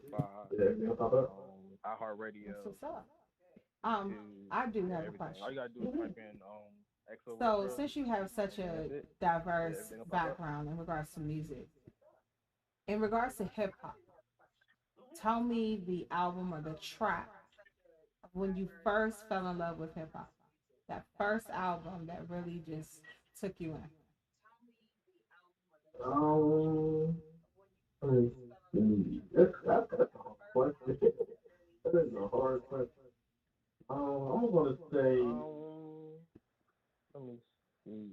That's I that's don't a really hard think it was. question. I guess it is an album, but really like I'm gonna playlists say from movies, bro. Like it's like I listen to I don't even think like when I was I a guess kid, it, I it was is an looking movies album, a but lot with my mom and really everything. But they were like BET like movies, like movies. Family Uh huh. Circus. Like You know, I and they like have. So I probably say something like on the lines when I was a of kid, I looked at movies a lot with my mom and like an everything. They Ice were like Cube BET playlist movies. or something So like that. so you mean like a You know, and they soundtrack? have. So I Yeah, would like a say something soundtrack. like on the Because lines back of then I wasn't really in tune with like knowing what the Ice album, Cube like playlist even though that it or was something an like album that. or it was called an album. Right. You know, it was just Yeah, like a these are soundtrack these or something. tracks of Because this back then I wasn't really the in person what tune they with just like dropped. knowing This what is the where album, everybody. even though So it was an So album. which one was um, it? You know, it was just I'm gonna say these are the these tracks soundtrack probably of the person what they just dropped. This is where Boys everything in was. the Hood or Mm, Um, I'm gonna say that the soundtrack probably that's that West Coast. Boys in the Boys Hood. in the Hood Even I'm not or even gonna say Boys in this is Boys in the Hood. That's the minute the society yes. soundtrack too. And the Belly Boys in the soundtrack Hood. was pretty Oh, good with Belly. DMX. I'm not Uh-huh. even gonna say Yeah. Yeah, Boys in the that was Hood and pretty Boys in the dope. Hood. That So Boys like in it's the really, Hood I was really the went off of like society soundtrack especially soundtrack when I was too. a kid. And the But Belly then when I soundtrack was like pretty good with got DMX. older Yeah, and like that was pretty dope. 15, So 16, like it's really that's I when I really went really off of like started like paying attention to soundtrack this is basically what when I was a kid. something the album But then when is. I This is what like people are doing. got So older, around that like time was like the J. 15, Cole era. 16, So that's J. when I Cole really was taking started like over. paying attention Something to I this used to is be what rocking something to the every album day is. too. This is what people are Just to doing. let you know, So you around just made us around feel that time was old. like the J. Cole era. You said J. J. Cole Cole. was You was taking like when I over. was That's 15 something to I used to be 16, rocking to and then every you day too. said J. Yeah, Cole. like back what album I was thinking. I can't really say too many albums I was listening to back then because I didn't really know the names of them. Right, right. So it's just What yeah, album I so was it's like influenced certain because songs I can't really remember like what is this song is and say then tell me the song. So I how remember the many albums song, I was listening go to to back it then and because I then didn't really know the names of everything them. else will just pop So up. it's just Right. yeah, so it's like certain songs I remember like Okay. what this song is and then tell me the song. So I remember the song, go to it and then I'm interested with the everything fact else that just you pop up. speaking about soundtracks because that's one of the things that I'm into. Also, I make beats also, and I love soundtracks with the diversity of the music and how it fits in with the the movies or whatever it's with and how it scenes together. So what do you think that influence of looking at music that way as opposed to how most artists look at it, that you taking that extra step to actually delve into how to make a complete album soundtrack, whatever, how do you think that's influenced your hunger and your gift for music? I think it influenced it a lot. Basically like so hearing the soundtrack or hearing I say an album around the age that I was paying I think attention it to albums. influenced a lot. I Basically say like just hearing how so complete they hearing the sound. soundtrack or Feel me? hearing Like, hearing I how say an album like around the age that I was really it paying basically attention to made albums. the story, or like if it's a soundtrack I to a say movie, just it basically hearing how went complete with they sounded. what was Feel me? going on in the movie. Hearing how Right. So like it it just showed a lot of made the completion. story. Or So like if I it's a feel like soundtrack to a that movie, it really basically drove me went or with still drives me to what this was day going on to in the movie. complete So like albums. Like it just showed a lot of people that completion. some people So don't I even feel like do like a that sound. really I don't even drove know what it's me like a still sound drives check or me something like to whatever you do to complete pick your song like albums. Like for your people that what is it some track people don't list even I guess Right. do it like a for your Mm-hmm. sound. album or your I take don't even know what mixtape. it's Mm-hmm. like a Yeah, sound check I or get like something like 4 or 5 whatever people you do to to listen to every pick your single song song I put on the tape for your and give for the me what track they list, think I guess, should go for first your album or Yeah. your from tape. beginning to end, Yeah, and then I I get just like go 4 or from 5 there. people So to like listen I to feel like every it single drives me song a I lot. put on the I tape still use it to and this give day. me what they think should go Cool, first cool. from Have you watched beginning to end, the and then I Temptations just go movie? from You there. said you So were like I you feel like it because of Oh your drives yeah, me a lot. grandmother. So you remember when Smokey and Barry Gordy did that? They would have oh people yeah. Oh yeah, listening definitely. to Basically, it. they had like 50, not yeah, like a whole lot of people, at least 25 Uh-huh. people in the room, and they just go through who they think is gonna be the next film, the Oh next yeah, yeah. track is gonna be Basically, yeah, it, they had at least like Yeah. for their number I one would say hit. like a whole lot of I feel people, like like that's 25 people in the a room, and lost they'll just go through practice, but I'm who glad they to think hear is gonna be that the you have next some film, form the of next that. tracks. Yeah, definitely. That is a lost practice. That's what I was thinking because a lot of people that I know that do music or that's around me that does music, they don't even really do that. But I mean, their music still sounds good and everything, but it's not really sounding like it all goes together. Because I have different styles, so I have to really, I got different tastes that sound completely different. So It's not really sound whatever song I do, because I have style would have to take so I have it to wrong. really. Right. I got different tastes that sound. Crazy thing is, you talking about some of the stuff we were talking about in the car. Whatever song I do, Like he was talking about soundtracks earlier. We Like no, the shit's really weird right now. Right. We literally were just talking about soundtracks back in the day. I don't even know what to say right now. It is kind of creepy. It's kind of creepy. It's kind of keeping me out. It's kind of keeping me out. How do you feel about the current state of music? Say it again, how I feel about what? The current state of music. I feel like it's messed up for real. I'm not even gonna hold you. I feel like it's a lot of the art and music is coming down. Messed up. Like a lot of music isn't basically being played for a long time, a long span of time. You know, like back then when you hear a song, that song might be playing off the whole year, or an album might be playing for like the whole year, or not even from that whole year, but like after the year, people still going back to that song or that album. You know how we're talking about Method Man and you know what I'm saying, Jay-Z and all the old time greats and stuff. Those people are actually making music that people can go back to and listen to. Yeah. But you're not gonna really hear about Jay-Z and going back to like old time greats and stuff. Those people are actually making music that people can go back to and listen to. But you're not gonna really hear about too much. I say back to like Travis Scott or Lil Pump or nobody's really gonna go back to their music and be like, well, yeah, I used to ride for this. They just making music that's forgettable. You know? Oh boy, that's when music is dying down. Oh boy, my God. He wow, this show more wow. often. He fits right. I've said that so many times. It's wow. Yeah. I mean, it's also because it's repetitive. Everybody's sounding the same, so nobody's really being original. Everybody's trying to basically be the next star, be whatever they think people, you know what I'm saying, trying to hear. But really, you just need to find out the type of person you are, the type of music you want to push for yourself, and then build your fan base. Yep. I mean, there's millions of people that's just like you, that feeling just like you. So you feel me? It's just about doing it authentically. A lot of people just want to do it because they see the next man doing it. Millions of people that's just like you that feel just an outlet for money. So you feel me? It's just about I don't know. I basically do it just for me, to be honest. And before, I heard a lot more people like that. When I heard the music, I coming from the heart, but I don't really think it's something that the radio would play. There was like my last the interview I think I did. It wasn't really an interview, it was like a music constellation or intervention or something like that. So, the coalition of the DJs? They was going to flow by. Intervention or something like that. Who did you do that with? The coalition of the DJs? When they told me that, I didn't hear you. Who did you have that constellation with? The coalition of DJs? The coalition of DJs? Yeah, it was a coalition. I think it was DMV coalition. But really, it was like my really first time showing other people my music. Like, my first time doing something like that. So I just gave them what I had recently just dropped, which was like a flow tape. I think it was like last winter or something. I usually try to put the flow tapes in the winter because, you know, that's like cutting season. People want to hear shit like that. Sometimes for like the Mad Max type song. Yeah, I think we actually physically met that day. Because I was there that day. When DJ Nasty Nights was performing. Yeah, we did meet that day. Yeah. After we had a conversation, because you was already following at the bar, I believe, on IG. Yeah, that's crazy. That is crazy.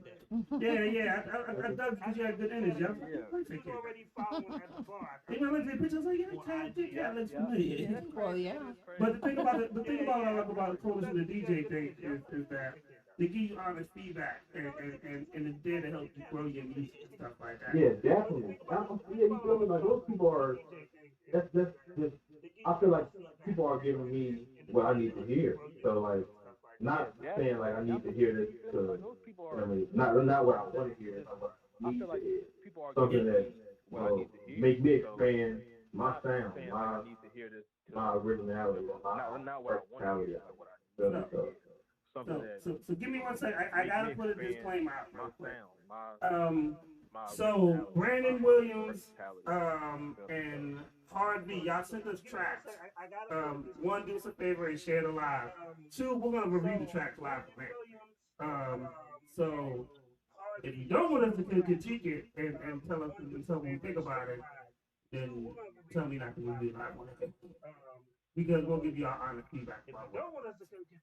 Yeah, definitely. I appreciate that. They definitely gave me their honest feedback to it. I like all criticism I'm gonna take it. Now, Day one, like I've always been a good sport. I ain't never been like to a loser. But not everybody does that. Like we had, and I never forget this came from an R&B singer. We had a guy, and he sent us a track, and we told him how we felt. And I was like, well, I feel like it should be side track. I said, no, honestly, you're not a rapper, so you really didn't need to rap, and you didn't need it. And his, we all agreed on that. And his reply to us was, it sounds like we were just hating. Like, yeah, definitely. And I feel like, and I applaud you guys and people that's just doing that, because there's a lot of people that really just dick ride. Like, they just tell you what they think you want to hear, or tell you what the next man is telling you.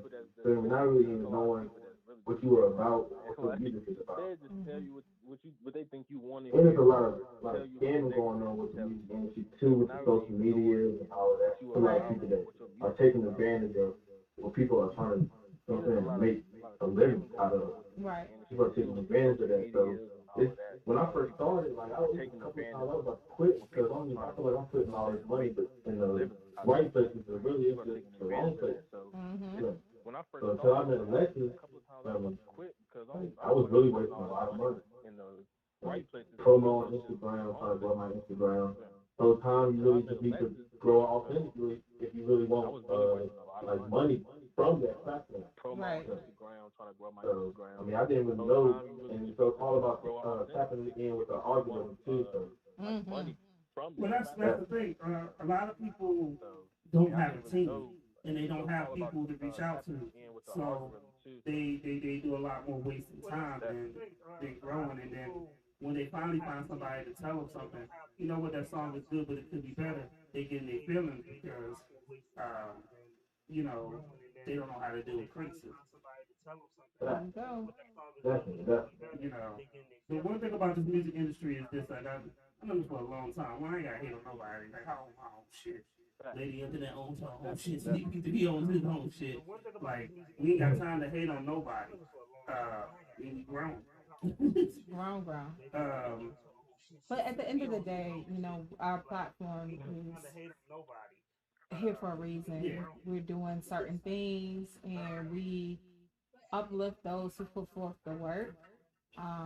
In that particular instance, it was just honest feedback, and some people can't take it. So I do appreciate the fact that you do say that you can take constructive criticism, which is cool. Yeah. Definitely. It shows like, your growth. The people that gave me the hardest criticism, I'm like even closer with them now. You feel me? So it's like I don't know. It's definitely working out. Everything is definitely for a reason. I'm not meeting these people for no reason. So. Right. It's like, I don't know. And it's definitely working out. Like, I think everything's definitely for a reason. I'm not meeting these people. When you have an open mind, it opens doors. Definitely. My mom used to always tell me that too. Your mom was a wise woman. Because, you can't build nothing if my mom used to always tell me that. If you're thinking that you're right all the time. Nope. And if you were right all the time, then you don't need nothing. Right. And you should already have what you need to accomplish done. Exactly. If you know it all. Definitely. If you're doing it for the wrong reasons, you're never gonna get the right outcome. Definitely. I mean, that's why it's good you have people like salute to Alexis. And I'm like I said, she does a lot for this show. She's a very busy person. If you're doing it for the wrong reasons, But Yeah, she definitely is. I literally called her in the middle of the week, like, look, we haven't had a guest on, I want to book a guest. And within like minutes, she was like, I got something. Yeah, she definitely is. And then her follow-up game is nice. She makes things happen. And, but it's about building a team. And when you have a team, if you have a person like Alexis in your corner, you have a person that like Alexis, that help provide you an opportunity. It's up to people to take advantage of that. A lot of people don't. A lot of people will be like, oh yeah, oh, I see what Alexis is doing, but I ain't really yet, or I'm gonna get at her for this and this, and they don't. And like, we just don't like this right here. We promote artists, we promote other podcasts, we promote DJs, we promote clothing lines. We do what we gotta do to make other people great as well. And it's truly a blessing to have somebody in my corner like that. yeah. And not saying that you're not, but I really want you to take advantage of the opportunity that you get when you work with a person who's doing all these things and doing all these contacts, and who's actually took time to study the art of management and the art of contracts and stuff like that, so that you don't get fucked over. Yeah, definitely. And then she came off the strength. She really didn't have to do most of the things she did. Like, a lot of shit she done for me. A whole lot of people she be paying for. Yeah, she's genuine. The thing about it is, she's definitely a genuine person. And I feel like she seen that I was a genuine person. And she clicked everything. A whole lot. Yeah, the one thing people don't realize about success is that you got to help other people who be successful. She's definitely a genuine person. A lot of people don't know that. And as you're getting blessings, you gotta bless other people. And a lot of people forget that. A lot of people think, oh, I'm just gonna make it, I'm gonna be selfish. Nah, it doesn't really work that way. Like, you bless other people so you can get bigger blessings and bigger opportunities and stuff like that for it to grow. So you're with the right person. You damn sure with the right person. Bless other people. Yeah. I appreciate y'all too for all the feedback and everything. No problem, man. That's what we do, bro. But you're not done yet. Oh yeah, keep going. I ain't got nothing to do. I'm here to go. Everything. So, CP3. Yes, sir. I think we got time. Oh yeah, keep going. As you all know, this is the best time of the show when we get the artist that calls in or is in the studio to give us his bars at the bar. So it could be freestyle, it could be a verse. We just want to hit some bars, dog. All right, bet. How many bars you want me to use? A few of them.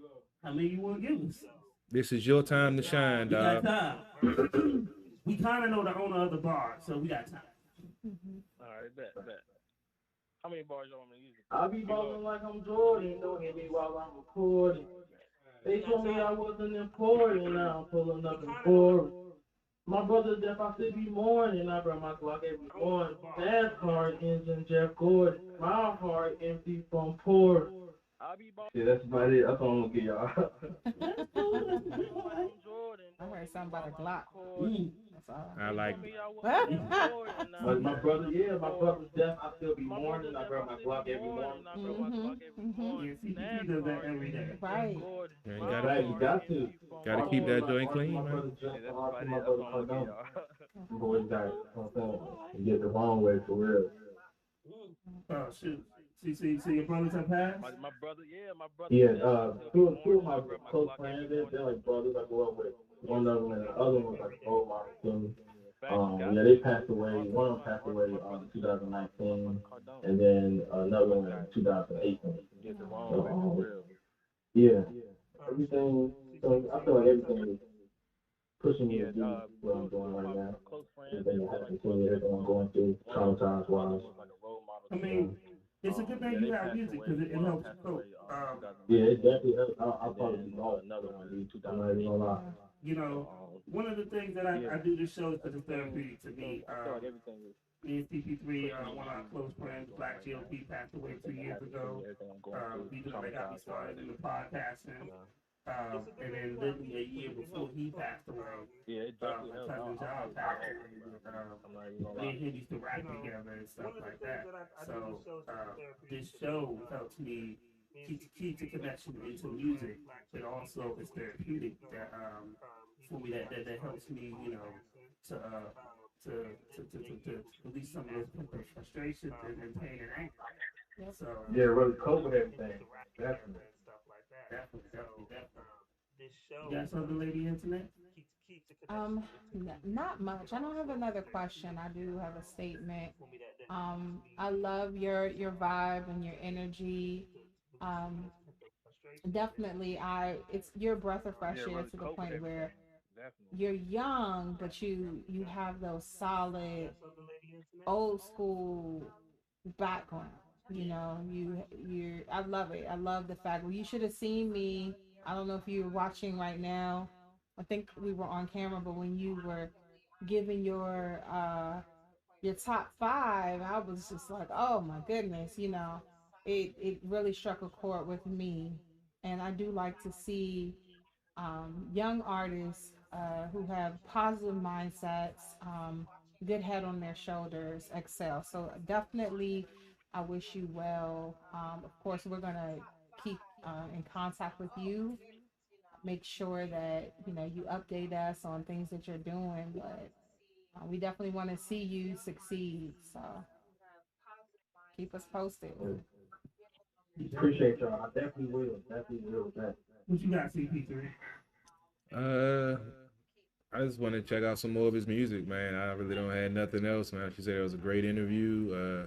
I think he might have watched some of our shows before he came on because he definitely he basically said everything we just said on this show for probably about the last 6 months. So I think he might have went back and looked at some footage, but you got the same, thought process that we have about the music game and the music industry. And you sound like, this is your love. It helps you, get out whatever you're going through. I just say keep doing it, man. Put out the good music and, keep doing what you do. Appreciate you, definitely. Appreciate y'all. I still got a question. Oh yeah, go ahead. I want to a question. Yeah, I need to see. We didn't have a list of questions. That's why. That's the secret. What is your dream collaboration, man? My dream collaboration? Yes. Appreciate I'm gonna say before God is definitely Juice WRLD. Oh yeah. I feel like me and him would definitely lubricate each other. I feel like I found with a click more. But I'm gonna say depending on he's passed away. My second one probably be Lil Durk. Definitely. Like I hear pain in his voice. I hear the pain that he's going with. And you basically could see exactly what he's going through. He's putting his whole life on those things. On basically a platform where everybody can see, so they can understand the music a little bit better. That's basically what I'm trying to do. I'm trying to do literally the same thing. Help people that's going through the same thing I'm going through. You basically could see exactly what he's going through. I got one more. Putting his whole life how do you balance a love life versus the industry? So they can understand the music a little bit better. The balance of love, that's pretty hard. Help people that's going through the same thing I'm really. I'm putting my dreams for anything. So if everything makes sense, then the love life will come. But right now, I'm just focused on getting me and my people to the next level. So the real question is, do you have a love life right now? Really? The people What do you mean, know. like a girlfriend? Something. Date, girlfriend, boyfriend. Everything makes sense then. I have a best friend, Kiana. He dropped that name. Yeah. She's my best friend. Like she's like somebody that supports my music, supports whatever I do. Somebody that I can go through just about anything. All right. We've known each other since high school. So. All right. Shout out to Kiana. Best friend, Kiana. Her name's Kiana. That's about it. Yeah. She's my So, best. She's As like, far as love life goes, I'm just chilling on that whenever I right do, now. I'm just gonna somebody focus to on just about anything. getting me to that level, and We then know once each I'm other there, since high we'll school. see what I'm. Well, really, middle school is actually. You know what though? I remember you from the DJ Coalition event in the DMV, and you had a good head on your shoulder. It was just funny because like we talked, you like, but he already followed at the bar. Like you know, it's that good. Like a person who's used to speaking of the game is crazy. Like because it just shows you know the work and then like even when you said like you know you listen to what they said and they you know they gave you feedback and you didn't like a lot of people take feedback they start to oh these niggas is hating oh these niggas is hating you know but you took the feedback Yeah, that's and they people tend to question their own character when people give them feedback. That's not how it's supposed to be. Right. Like, definitely, I definitely get what you're saying with that. well it shows your growth as a person and an artist. You know, a lot of people don't have that. Right. You know, you can make good music, but people tend to question if someone's not vibing to that particular song, that doesn't make you a bad artist. It just makes you know that particular song may not be the one. It shows your growth as a person and an artist. Yeah. And we all have to take that. You know, I think you know a lot of people, a lot of artists, and I get you know. Erykah Badu, I'm an artist and I'm sensitive about my shit. Yes, yeah. But at the same time, you gotta be real about shit. You know, definitely. You know, and just because it could be your baby, but that may not be somebody else's child. And being sensitive doesn't mean that you have to react that way. You know. Yes. Yeah, definitely. Sensitive and defensive. It's different. Mhm. You know, it's a difference between being sensitive and being defensive. Yeah, definitely. Yeah, definitely. Yeah. Oh man. So we're gonna play a couple of videos and yeah, we're gonna thank you and you know we still gonna great shit to talk about afterwards.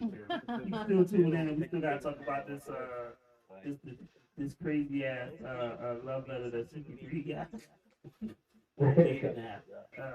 I feel like Steve Harvey. You know, Steve Harvey got them little love letters. Yeah, shit. Yeah, definitely. And then we also got to talk about the Kanye West interview on Drink Champs. Oh yeah, you tweaking a little bit.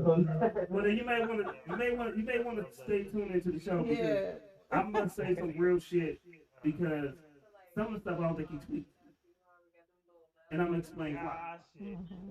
But first, we also got to talk about the Kanye West video. And then we're actually gonna critique the people's music, who sent their music. Yeah. Like also the people who sent your music in. I'm gonna say some real Share the shit show. because You know, put the show on other groups. Just share it on your page, and we're definitely gonna play your music. Appreciate it. I've been sharing it all since I've been on here. Look, we just appreciate your energy, dog. I'll be real. We appreciate your energy. And the Everybody first though, y'all you know what I'm saying? Y'all great hope. Real. Appreciate it. The white stuff and all of that. Appreciate that, man. That's what we do, man. I've been sharing it. So we're gonna play CP3 video that's gonna get him really amped up. KY Diamond. Flow, man. Bounce that ass. he over here sounds like he from the West Coast. I know. We appreciate you, dog. Thank you, man. Sometimes that's how it be, man. Appreciate y'all too. Alright.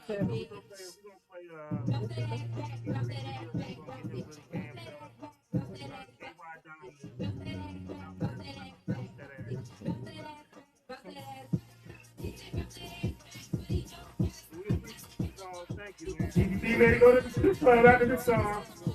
Maybe tomorrow night after my check hit. Oh, Lord. What do you do, these mics? I don't feel like transferring no money tonight. There you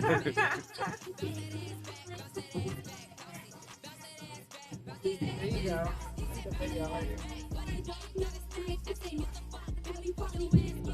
Come on, Anchor.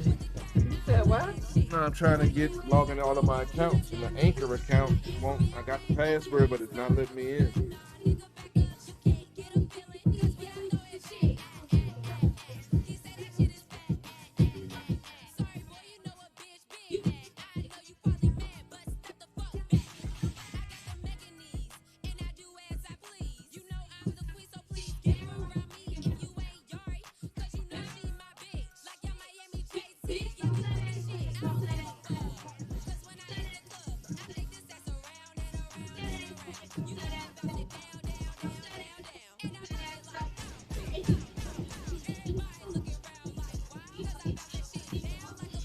That's a clear ass picture. Yeah, that's a clear ass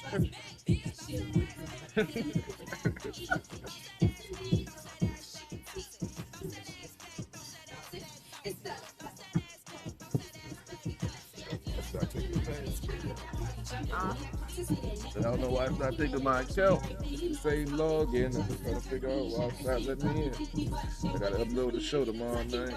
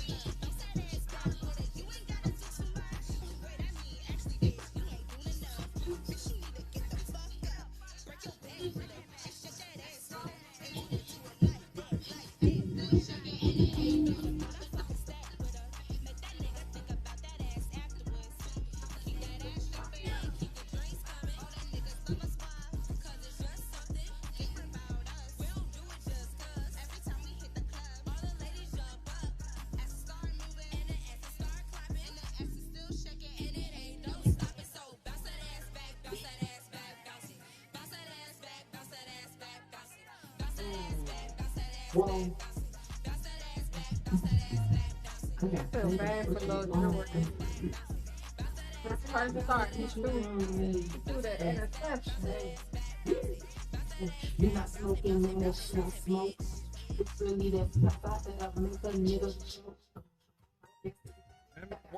What you want? Fucking on that Zaza, I got the bitch you want. You don't want no smoke, you ain't got no smoke. Fucking on that Zaza, I got what you want. You not smoking on that shit I smoke. It's really that Zaza that'll make a nigga choke. His first part, and he lost to it in a second. I mean, Aaron Rodgers, the fact that he started behind him, amazing. Green Bay is not looking at Aaron Rodgers behind. Like, unless they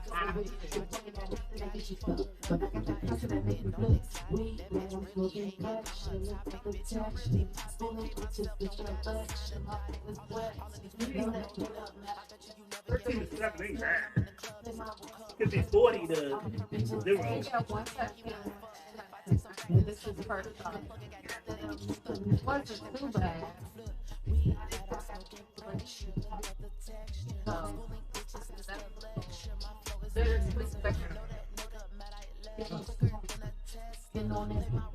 But you know they like to put the whole name.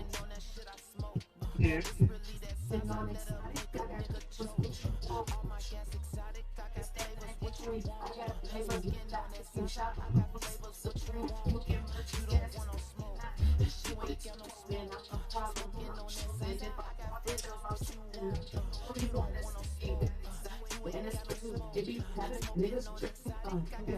Major misses. It doesn't seem very accurate. Oh no! Oh, poor George. Okay, so his first start was actually an epic fail. I didn't realize it. Did you hear me? Yeah. It was an epic fail. He fumbled on the snap. He was thrown into the ground, not to the people a few times.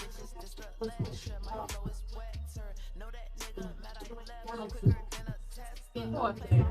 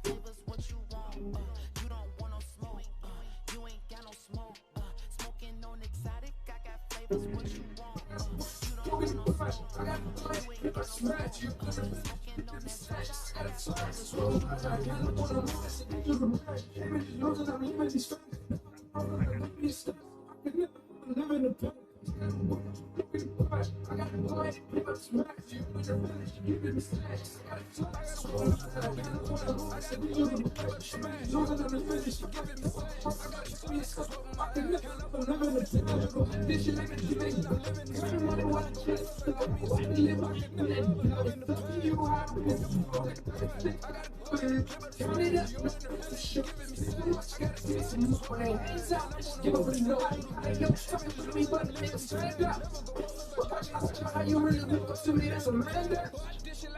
All these niggas got these bills, want like a bag. I be just being myself. Do I just really need help? I get my way. I be just being myself. I just give up all of my debts. I take a pay for these niggas.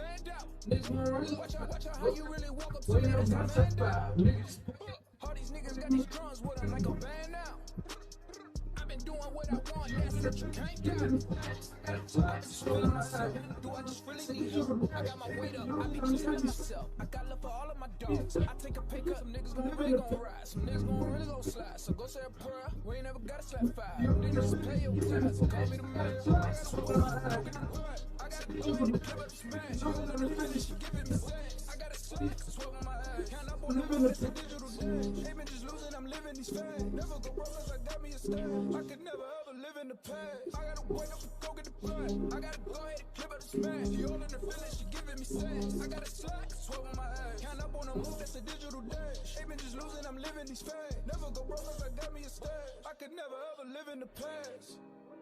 That's my shit. Yeah, that's available on all streaming platforms. That and Get Back is actually available on all streaming platforms right fucking. CP3. Yes, sir. Before we was interrupted by our great guest, he was on the road. Yeah, that's available. Oh yeah, what were we speaking about again on the How, subject? you know, guys tend to ruin good girls, but go ahead.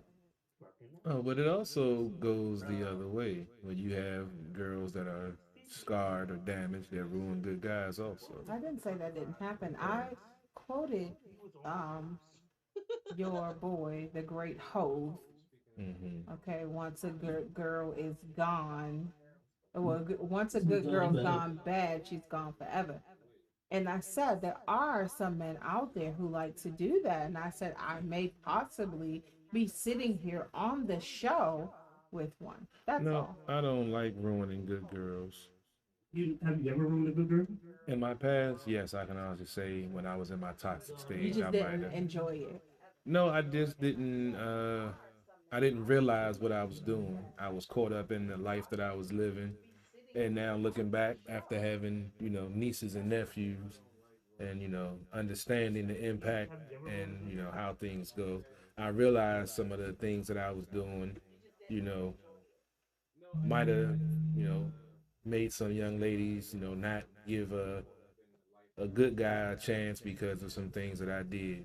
And I feel like I'm, reaping the benefits reaping the repercussions of my actions, because that's what I'm going through currently. The women that I, try to talk to or, deal with, they, damaged goods. yeah. And because of, guys in their past that have done them dirty, I got to pass through all of these hoops and tests and shit that, I shouldn't have to, but because somebody damaged them, they're insecure or have their issues and hard time trusting. So guys can damage good girls, but it's a fucked up world right now. Can I ask you a question though? Yeah, no After doubt. reading that young profile, Would you still try to hit her up just to smash?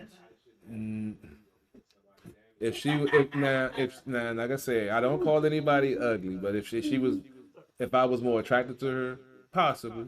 even after reading that though. Yeah, just to be an See, just to that's be an why I asshole. said it's Just you to be guys an out asshole. here. It is No. you guys out here that do that Because- makes her go on her page and say this. Because number one, Y'all still gonna hit her up. But that's one thing to say on your personal page, or say on a dating profile. You're asking for someone. Yeah, but you're asking for an asshole like myself. Like, oh really? Okay. Oh man, I'm gonna be truthful in everything that I do, and I'm gonna do it anyway. And it's not gonna be that I lied or I played games. It's the fact I told you the truth and you just accepted it. So she's just gonna have a new reason that. No, she's gonna look herself in the mirror and say what's going on. Add on to her list. And that's the problem. We don't want to look ourselves in the mirror and see what role we played in. So what happened.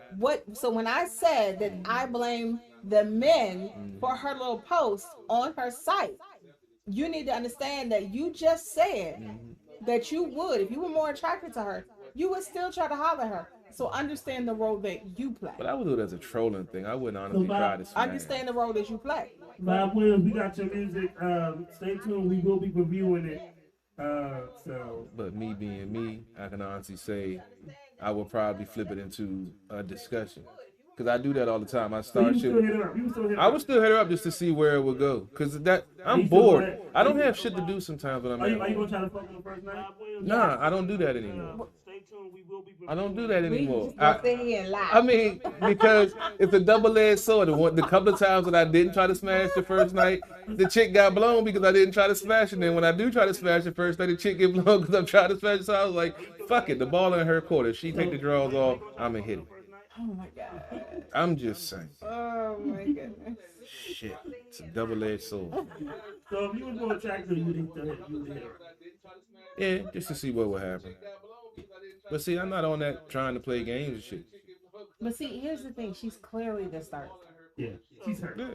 Clearly, you should probably keep your distance. And this is why I have a lot of male friends. Everyone who knows me, I grew up a tomboy. So like men from, my childhood, we grew up together. And we talk about relationships. And this is one of the things that I fuss at them about. But can I be honest? Mm-hmm. Like, real talk. Toxic women are attractive. But guess what? At the end of the day, okay, you say that. That's your truth, all right? So when that toxic woman, right, don't say nothing. Don't say nothing. You can't blame nobody but yourself. Because I'll be honest with you, in my early 20s, toxic women was the shit. Real talk. Toxic women was the shit because it was fun. But it was the thrill of it, and because you never knew what to expect. The thrill of it. Yeah, you didn't know if she was just gonna be all sweet and cuddle under you, or if she was gonna slash your tires. You don't know what you're gonna get. You're absolutely correct. Yeah, see, with me, I didn't deal with the toxic female. I would deal with the ones that was just on the cusp but weren't at that toxic. But some of the things that you've done to women that were on the cusp. You were this close to pushing them over the edge for that show Snapped. Like, real talk. That's the beauty of being a good. I told you about being a good asshole. You know how far to go to prove your point. When you make me have to prove a point, I'm going to make sure that point is driven home so I never have to bring this up again. Because if it's to the point that I got to prove a point, that means I've tried to communicate over and over and it's not getting through. I'm just saying, actions speak louder than words. You got to show a motherfucker sometimes, man. Shit. I just don't understand it. What do you mean? How many times have you told the motherfucker, look, I'm not dealing with you. I don't boom. Many times. And they keep coming back until you snap on them and they like, oh, she real. No, they still come. I just have to literally flat out ignore them and cut them completely off. I can't even respond. Because even if you snap on them, the toxic people, they keep coming back. You have to completely ignore them and cut them off. That's what you have to do. So, that's true. I don't know if you say it right. I don't know. When I say something, they stay away. So speaking of toxic, he just said toxic women are attractive. They are.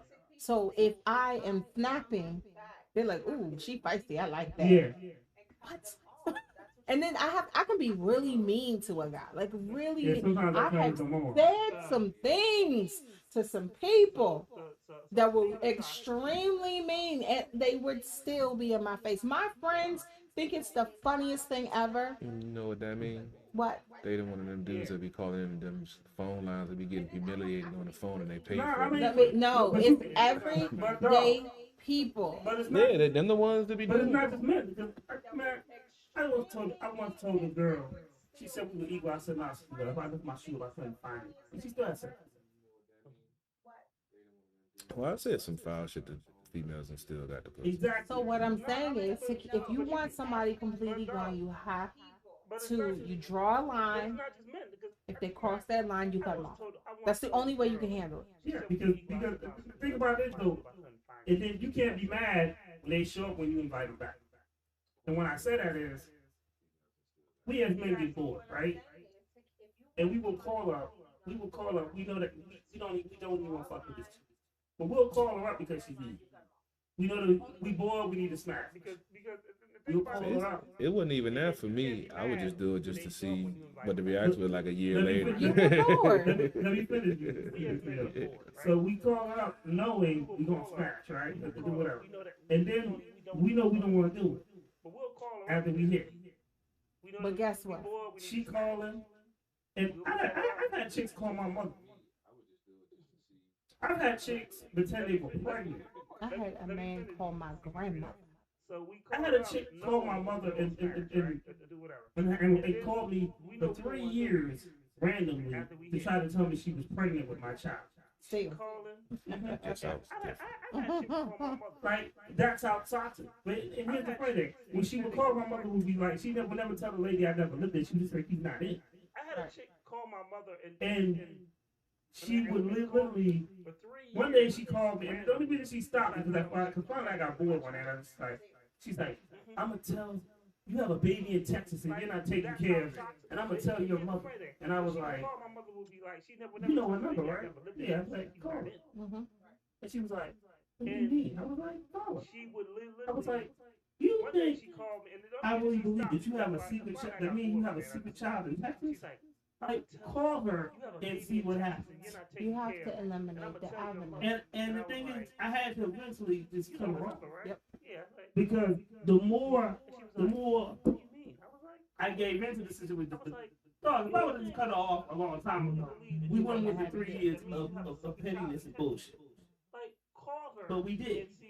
So, Different you idea. know. See, I did different stuff to make them stay away from me. Yeah, you fucked their sister. Yeah, then I do other stuff. You know, I'm the only So one. your goal was to make them angry. I didn't have time. No, it wasn't about getting them angry to the point where their toxicity got outweighed by the fucked up shit that I did to them. They finally had that Is that realization. different than what I said? It's the same. It would make them angry. It doesn't make them angry. Just let them see that there's no point in them trying to do what they thought they could do. Because they were angry. So, Well, it never I'm showed no sure anger the to them. girl, whether they showed it to you or not, Yeah, I never had you no. did things that literally probably made them angry. 9.5 times out of 10, smashing a girl's sister is gonna make her angry. Yeah, I mean, but like I said, it never. And her enemy. Yeah, I mean, but it never propelled itself. In It any doesn't physical matter nature if she towards showed me. you the anger or not. Yeah, I'm I'm just sure saying. she was angry. she might beat the shit out of her sister. Nah, not that I know of. I don't think so. Not that you know You of. may not know, but guess what?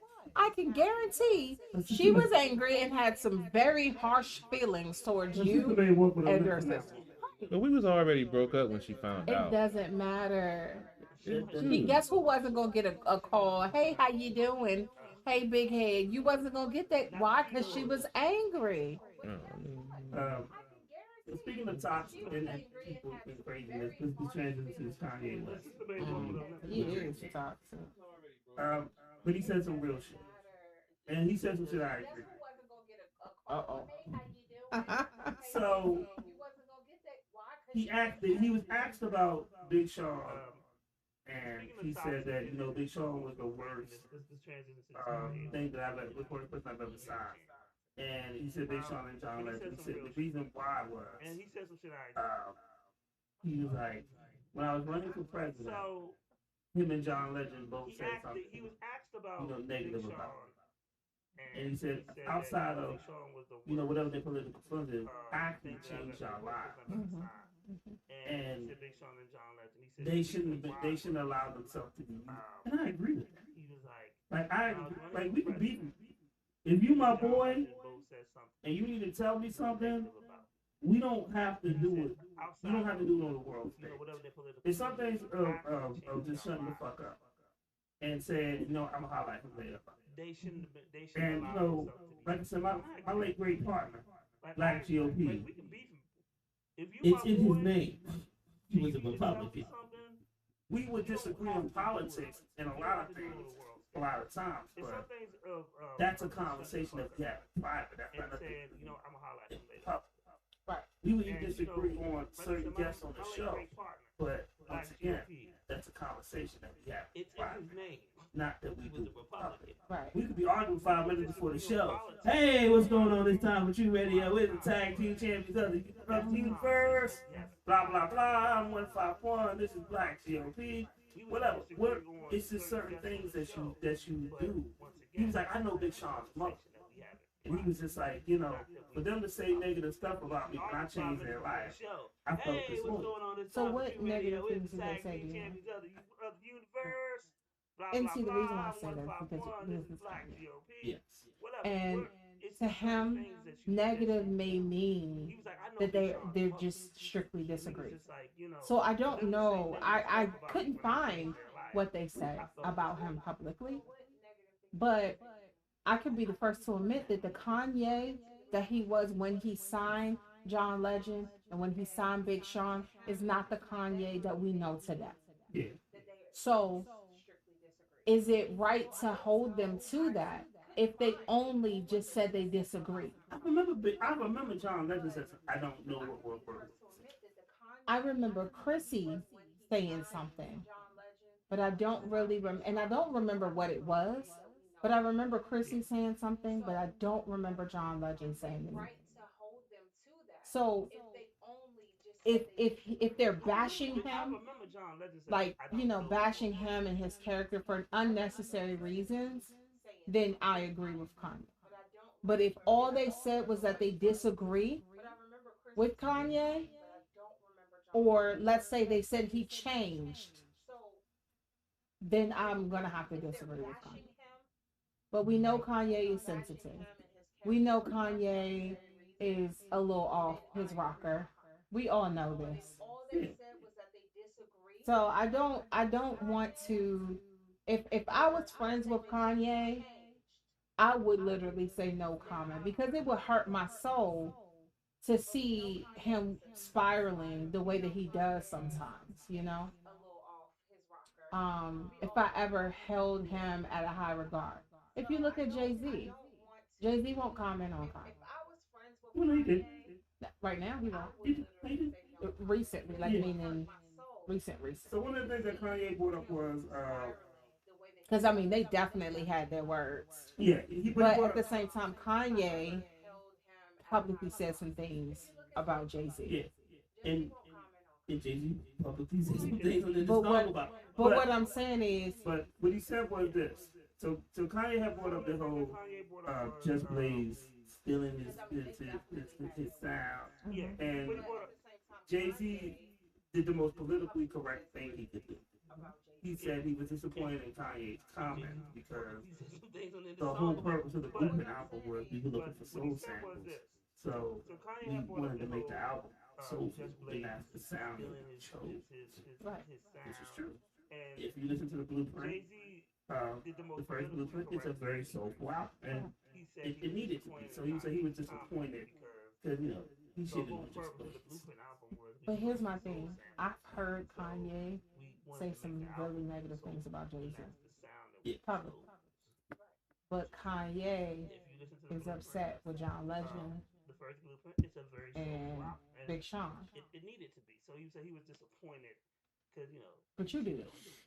But but at the same time, when Drink Champs though, when they were talking to Kanye about the verse, and they was like, well, the only two people you could probably go against, and it was like, Drake or Jay-Z, and he was like, I would never go against Jay-Z. Right. And he said, and they said, why? But at the same time, when on Drink Champs, But here's my thing. But I get it. He has said he said negative things. So what do you like? Why are you holding people at an expectation that you're not holding yourself? Like Drake or Jay-Z. But maybe he's grown in those years to hold it. At the same time, when he ran for president, that's some time now. It's a little bit of time now. They may feel they may have changed their mind, or they may have regrets if they said anything about him. I feel that they'll probably make amends. He was just with Big Sean before the interview, so Big Sean's about to go and Drink Champs now. So and Kanye is a beautiful genius. As I mean, as he's so crazy enough, he'll say crazy shit and have Big Sean go on there to dispute some of this shit, just promote Big Sean's project. He was just with Big Sean before the interview, so Big Sean's about to go. It's beef, but is it really beef? But he did say some real shit about, you know, when he was talking about the media and stuff. He was like, you know, what Kim Kardashian did on Saturday Night Live was cool. He was like, you know, he was like, I thought it was funny. It was funny. That was the best Kim Kardashian. That was funny as shit. Right. I have more respect for her now. But not a whole lot, but he was like, yo, my whole like. What's Saturday? What He Kim was like, did on Saturday Night Live? we're not divorced. He's like, you know. He's like, and to have Saturday Night Live use Kim Kardashian to tell jokes about my divorce, I really felt offended. Funny as shit. But you're a public person. But I get it. Well, I mean, again, but then again, Kanye Saturday Night Live was irrelevant. I can say relevant, but we're not divorced. It's no one talked about Saturday Night Live until that particular episode. But here, well, people talk about Saturday Night Live. It ain't definitely. It isn't, but people talk about it all the time, especially when they have something that's controversial. But here's my thing. Again, Kanye, I don't have any. I don't feel anything for him because Kanye has literally come out of his mouth and said many things about many people. And he felt justified, but that doesn't mean that they do. So when someone says something about Kanye that they may feel justified about, Kanye complains about it. I think he does, yeah. So Taylor Swift, for instance, did nothing to Kanye. Kanye decided to completely and totally embarrass this little girl on TV. And he felt justified. But when someone says something about Kanye, he's going to complain. So I'm like, Kanye, sit down and shut up. Maybe you won't have some of these problems because people don't take Kanye's feelings into consideration when they say certain things. Why? Because Kanye doesn't take other people's feelings into consideration. It's clearly a case of you can't take what you dish out. I agree. And so I'm like, Kanye, like what Kim said was pretty funny. It was pretty funny. You said that he said stuff about Amber that I'm like, dang. Shit, the Blame Game is my song. Beautiful song. Yo, that breakup was the greatest thing ever. Cause ain't no way a heart breaks and My Beautiful Dark Twisted Fantasies is fucking great. So I'm like, Kanye. We need another breakup like that. Kanye, like really? You want us to be considerate of your feelings. Okay, I understand that's what you want. However, you need to do the same. I have to, like I said, I'm a logical thinker, and it's not logical for me to feel bad for Kanye. It's not logical. And I won't. What about yourself? You feel bad for Kanye? No, because most of the stuff he, brings on himself by some of it, like you said, you can't talk trash to people and, go in on people. Like you said, Taylor Swift, that whole situation was just crazy. And then when folks do it back to you, you can't play victim, You put yourself out there as, kind of a bully. And, sometimes somebody's going to punch a bully in the face. And you just got punched in the face. You can't get offended by it. You got to roll with the punches. I know you have, some probably bipolar issues or manic issues or whatever. So he's not going to see it that way, but because of the underlying issues. But yeah, I have no pity for him. He has his mansion. He's walking around in mink Yeezys probably, you know, on a yeah, he probably I don't know, man. He probably just, you know, eating, you know, grapes that just got peeled by some naked chick in the back. Is this really? I'm just saying, you live an extravagant life. I'm just, man, you know, I got dreams and aspirations. You should never get money. Like, I feel like he just did a combination of like Hugh Hefner and Akeem. I'm like saying, you just combined it. I would like grapes fed to me that was, you know, peeled by a naked chick in the back. Something, you know, just to check off the bucket list. Is this what you think Kanye's life is about? He probably out of Montana. Who knows what that man doing out there on all that land he got out there? Yeah, they said he came. I said they came back without no eyebrows or some shit. Who knows what the freaky shit they doing out there, man? So let's stop what Jay Champ was. He was like, it was like, why so? There you go. Let's talk about that. He was like, why so? Didn't make that out. And Kanye get the most honest stuff. He was like, did you hear it?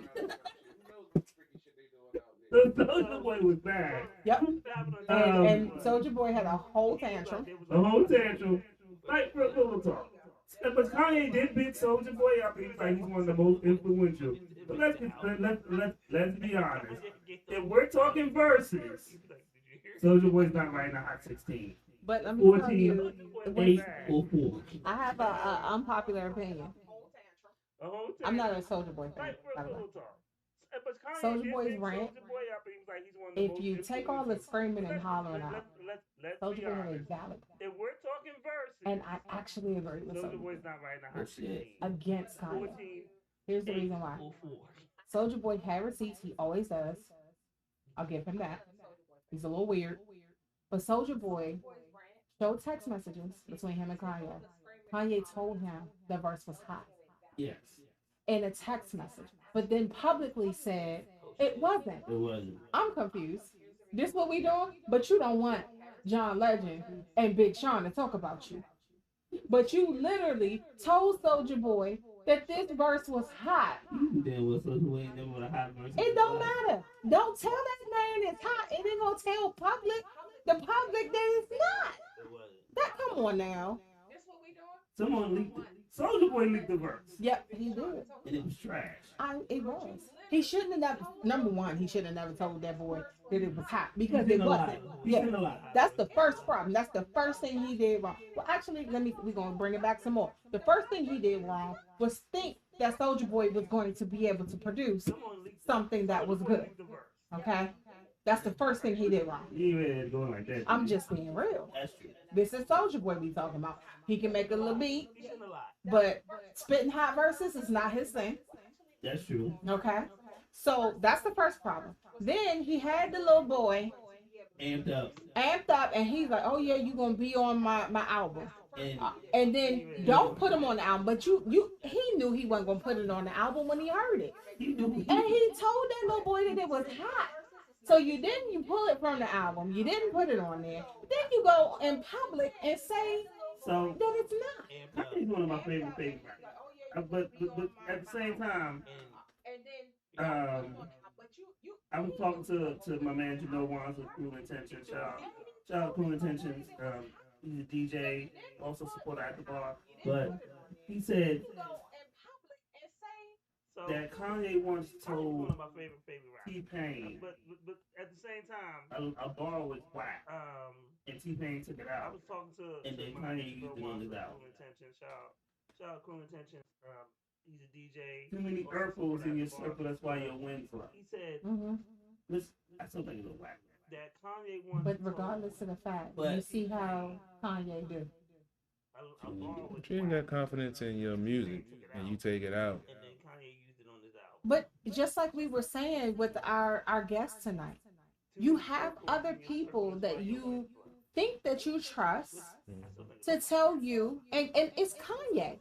If you were an artist working with Kanye and he tells you, nah, you should probably take that out, you might just take his advice. You up and coming. You can't see me, y'all, but so you're an up and coming singer rapper. This dude claimed to fame is that he has worked with everybody. Jay-Z. His first big projects, and he had other projects, but his first big project that he got stamped on is the Blueprint. So you're up and coming. Then we go to his small projects. This dude. He has projects with Beanie Siegel. Claim to He fame. has Scarface. He has Nas. He has Fabulous. Like he's worked with all these people. His track, Chris Brown. His track record is long. If he comes and tells you, yo, that bar is weak. Then we go to a small. You Yes. might take that advice. And we're talking at the time, he probably has 4 platinum out. Yes. Right, because you got all these other people he worked with, plus his own. So I can't fault T-Pain. I can't fault T-Pain for taking that out, but at the end of the day, Kanye, like really? Like Kanye can be whatever he is as an artist, but as a person, Kanye sucks, y'all. Like we gotta be real about it. Kanye sucks as a person. Yeah, I know a lot of people like that. They're good at their craft, but they suck as a human being. Yes, like we hear about Jordan all the time. Yeah. Like Jordan sucks as a person. We know. Yeah. Scottie Pippen was just mad at Michael Jordan. He said Michael Jordan made $10 million off the last dance, and all the other people that he gave no money to. You see what I'm saying? So when we talk about your character, that has nothing to do with your craft. Yeah. Quite often, it's sad. It'd be nice if you had both, the talent and character, but Kanye don't have that, and he's shown us numerous times. And I came across a meme that I posted years ago, and it came up in like my little Facebook memories. Mm-hmm. It was a picture of George Bush saying Kanye don't like black people. Now we all remember Kanye saying what he said about George Bush. And one day he laid up out. What'd you say it for? Exactly. What you say it for? Just to turn around and you buddy with Donald Trump? Donald Trump don't care about nobody, black people included. But you wearing a MAGA hat, bruh. That's why I posted it, because it's like, really, Kanye? So y'all ready to review these 3 songs? Before we do that, I do want to say, no, it's not bad for us, but it's bad for our country. You know, the state of our country right now, people are tripping, like for real. So some news came across my screen about these bomb threats. I'm not sure if y'all heard. On Friday, Yale, top school, one of the top schools in the country, had a bomb threat. Today, 3 Ivy League schools had bomb threats. We have Columbia, Cornell, and Brown. 3 Ivy League schools just today had bomb threats. Like, this is what we doing now? These people are trying to go to school, get some education, trying to do whatever they need to do in their lives to succeed. And a lot of people at these Ivy League schools, they're not just trying to succeed, they're trying to change the world. The people who go to these schools, the connection alone is amazing. But somebody is doing bomb threats. They're not sure, well, they're not publicly saying who's responsible and if they're connected.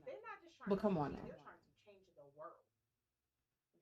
And I'm going to tell you right now, if my baby was going to them schools, y'all already know I would be losing it and going off on somebody.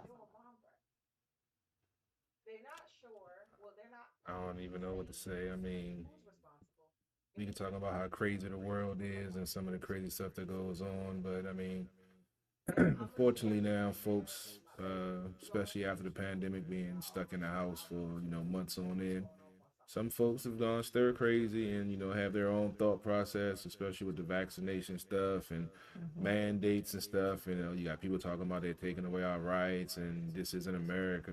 So, I mean, it doesn't surprise me. I mean, it's sad. Excuse me, the reality that we're in right now. But, I mean, like I said a while back, pretty much nothing surprises me that goes on in this country anymore.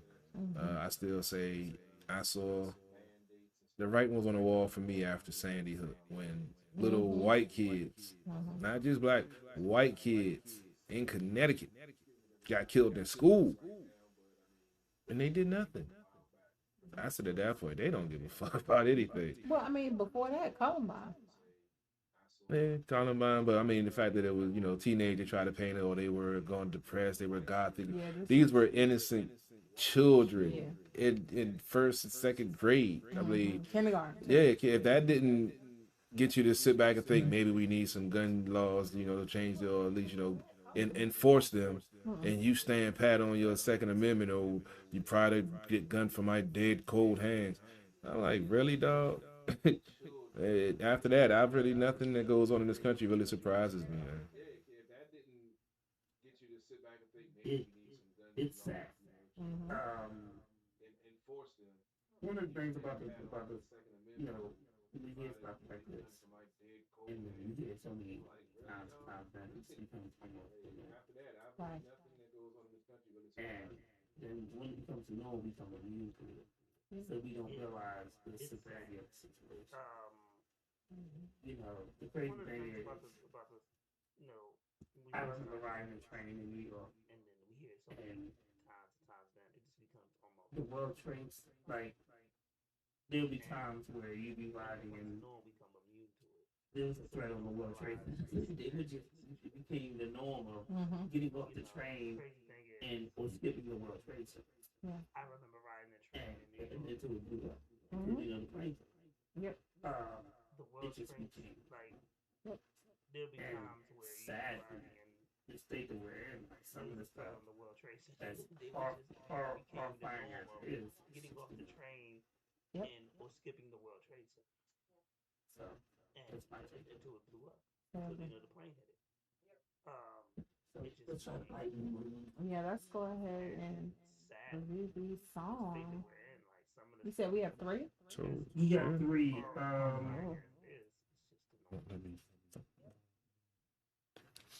What? My crypto won't let me in my crypto account. I'm trying to log in on my new phone. It won't let me in. You say that while I'm here, though. What, crypto? Hey, man. That's where the money is, baby. 5 lately. It's who? 5. And it's called Lately? Yeah.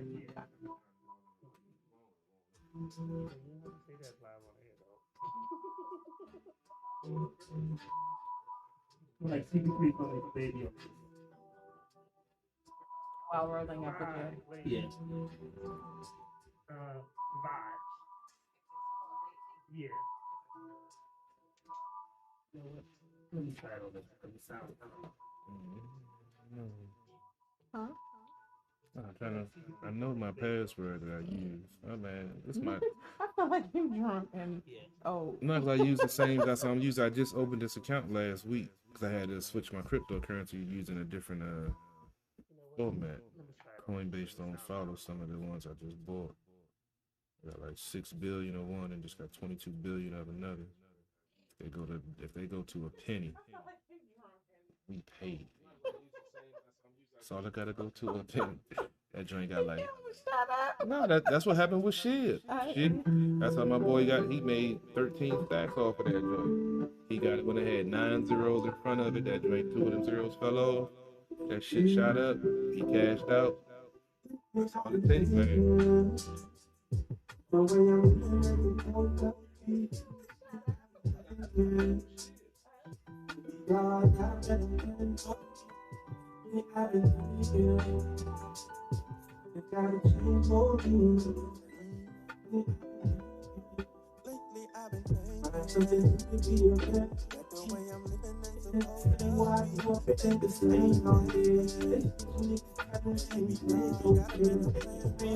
It feels like a game on here. To the system, getting to get like red. Hitting hope, doing the little get the top, then go get it. She said I was there. Friends always leave me because the nigga ain't there. Because they still up on that shit, they still got into some money. Just when they say they can't do nothing. They sound like you still in hell. Mama steady crying, wishing that I was there. While my girls always leave because the nigga ain't there. Found out the ones that love you cause they still right there. All up on that campus and they want some money. But we're acting grateful when they say they can't say nothing. Knowing that if they got it, we gotta ask for nothing. Be thankful for everything, but they ain't gotta give us nothing. Like from the world that ain't got nothing. Yeah. I've been thinking. Lately I've been thinking. The movie be a better. The way I'm living ain't supposed to be. It's so wrong, baby. Nothing changing. I got a better plan for me. Lately I've been thinking. Try to make it for me. It's too real, can't get no skin. All the ghetto rain for the I was gonna need you help me. Maybe it don't help me if I take me. Lately I've been thinking. The way I'm living is a problem. Maybe God got a better plan for me. I've been thinking. I admit I was wrong and when you help me. Maybe it don't help me if I say please. Lately I've been thinking that the way I'm living ain't supposed to be. Lately I've been thinking that maybe God got a better plan for me. Lately I've been thinking that something gotta change for me. Lately I've been thinking trying something new to be a better me. Yeah, this is a hard week. Yeah. What's the name of this? Almost there. Remember, money is not my part. Remember, lonely inside of my heart. Yeah, but the devils can take all the dark. Papa chose me and he called me hard. It was looking much hard. Remember, money is not my part. Remember, lonely inside of my heart. Yeah. Papa chose me, money is not my part. So remember, lonely inside of my heart. Fight the devil, check out the dark. Wow, these people will never hard. Everyone's looking at me because they want to I can't do nothing because it's nothing and nobody listening. I'm hoping, finding a pushing and leaving this image and makes it the vision of hoping the way it go be in this pain. Then we're changing the game, I'm looking at my name. Sick if you walk, hitting my head in the wall. People love never fall. I'm trying to change it, make it a call. I can't hit nothing to because you don't find nobody listening. I'm hoping, I'm planning, I'm wishing, I'm leaving this evening. I'm waiting the way she go for me. I'm losing it up, I'm switching it up, I'm thinking I'm believing nothing is out, so don't drink from bottle, I can't get crap. Because of neighbors who still doesn't crap, and some homies will shit at the crowd. Hey, I'll just be dancing, just be me, you listen, enemy, not you, wanna be exactly, say like me, to be me, you listen, enemy, like you, wanna be exactly, say like me, mind, you know, with the rap, Let's be the world, see the got the choice, we do not stay, we don't stay. Don't stay, my baby, get your books and hands, you price in the face, it's dry when it's dry, you know, hard to make it's in the knees, look at the FGs, I don't know what it's down, I'm gonna be like me. You got everything I want, drink, got a big money, everybody get out of mind, got to be around, I'm an idiot, got a little, some of it, got a choice, which one on the taste, this my kids get on my face, so in the base, this is dumb, it's complicated, bitch, your books and hands, you crying, little Brian, see it in the face, what the lips dry, when they cry, you my fucking flesh. Bitch, you begging please on the knees. Asking for the data at the cheese. I don't got no fucking time. You don't got no deep, make me freeze. Yeah, got a bigger bag of digger on trigger. Got a figure many asses. I'ma kick a lot of minds. I'ma click a lot. I'm an edit. Got a lyrics. I'm a beater with the beat.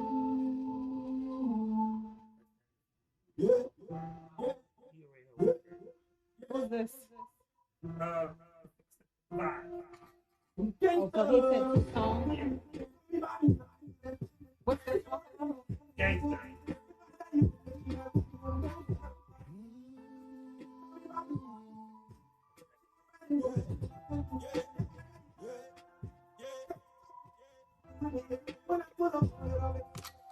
Gangster, with me, Bobby, my pussy that's with me. She gon' ride and gon' say that this is me. If I die, you can watch it that with me. I'm gangsta, I don't need no one with me. Call me Bobby, my pussy that's with me. She gon' ride and gon' say that this is me. If I die, you can watch it that with me. Let me just say what don't with me, yeah. Nobody full of let off that shit. Ain't no thinking, just be real. I'm winning, I can't let them get me. Like you just to be living.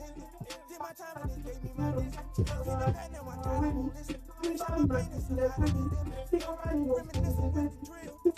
I'm just trying not to kill. I need somebody real. I'm about to time to feel. Reminiscing with the drill. I'm just trying not to kill. Reminiscing with the real. Nobody time to feel. I don't know too much. I don't know with me. My Bobby, my Chrissy, that's with me. She gon' ride and gon' sing to the city. If they want to tell her, don't let no one get me. I'm gangsta, I don't need no one with me. Got me Bobby, my Chrissy, that's with me. She gon' ride and gon' sing to the city. If I die, you can bet she die with me. For that talking, I'm all about my business. Yeah, on my face, you gon' say that I'm with it. I done lost way too much, you too tricky. Yeah, all my life I done split in no fences. I'm like Bobby, I stay with that with me. If they want me, then tell them come get me. By myself, double strap with them glizzards. For the gang, I'm gon' burn down the city. I'm gangsta, I don't need no one with me. Call me Bobby, my Cliffy, that's with me. She gon' ride and gon' sing to the city. She won't tell him, won't let no one get me. I'm gangsta, I don't need no one with me. Call me Bobby, my Cliffy, that's with me. She gon' ride and gon' sing to the city. Two was from Vibe, and the other one was from Hard V. Okay. So let's talk about Vibes first. Okay. So both of them at the same time? Yeah, we can both. Okay. So Vibes. The first one, Lately, is that what you said? Yeah. Okay. So it's actually definitely a vibe for me. Yeah. I liked it. I think that I saw y'all both. Like yeah.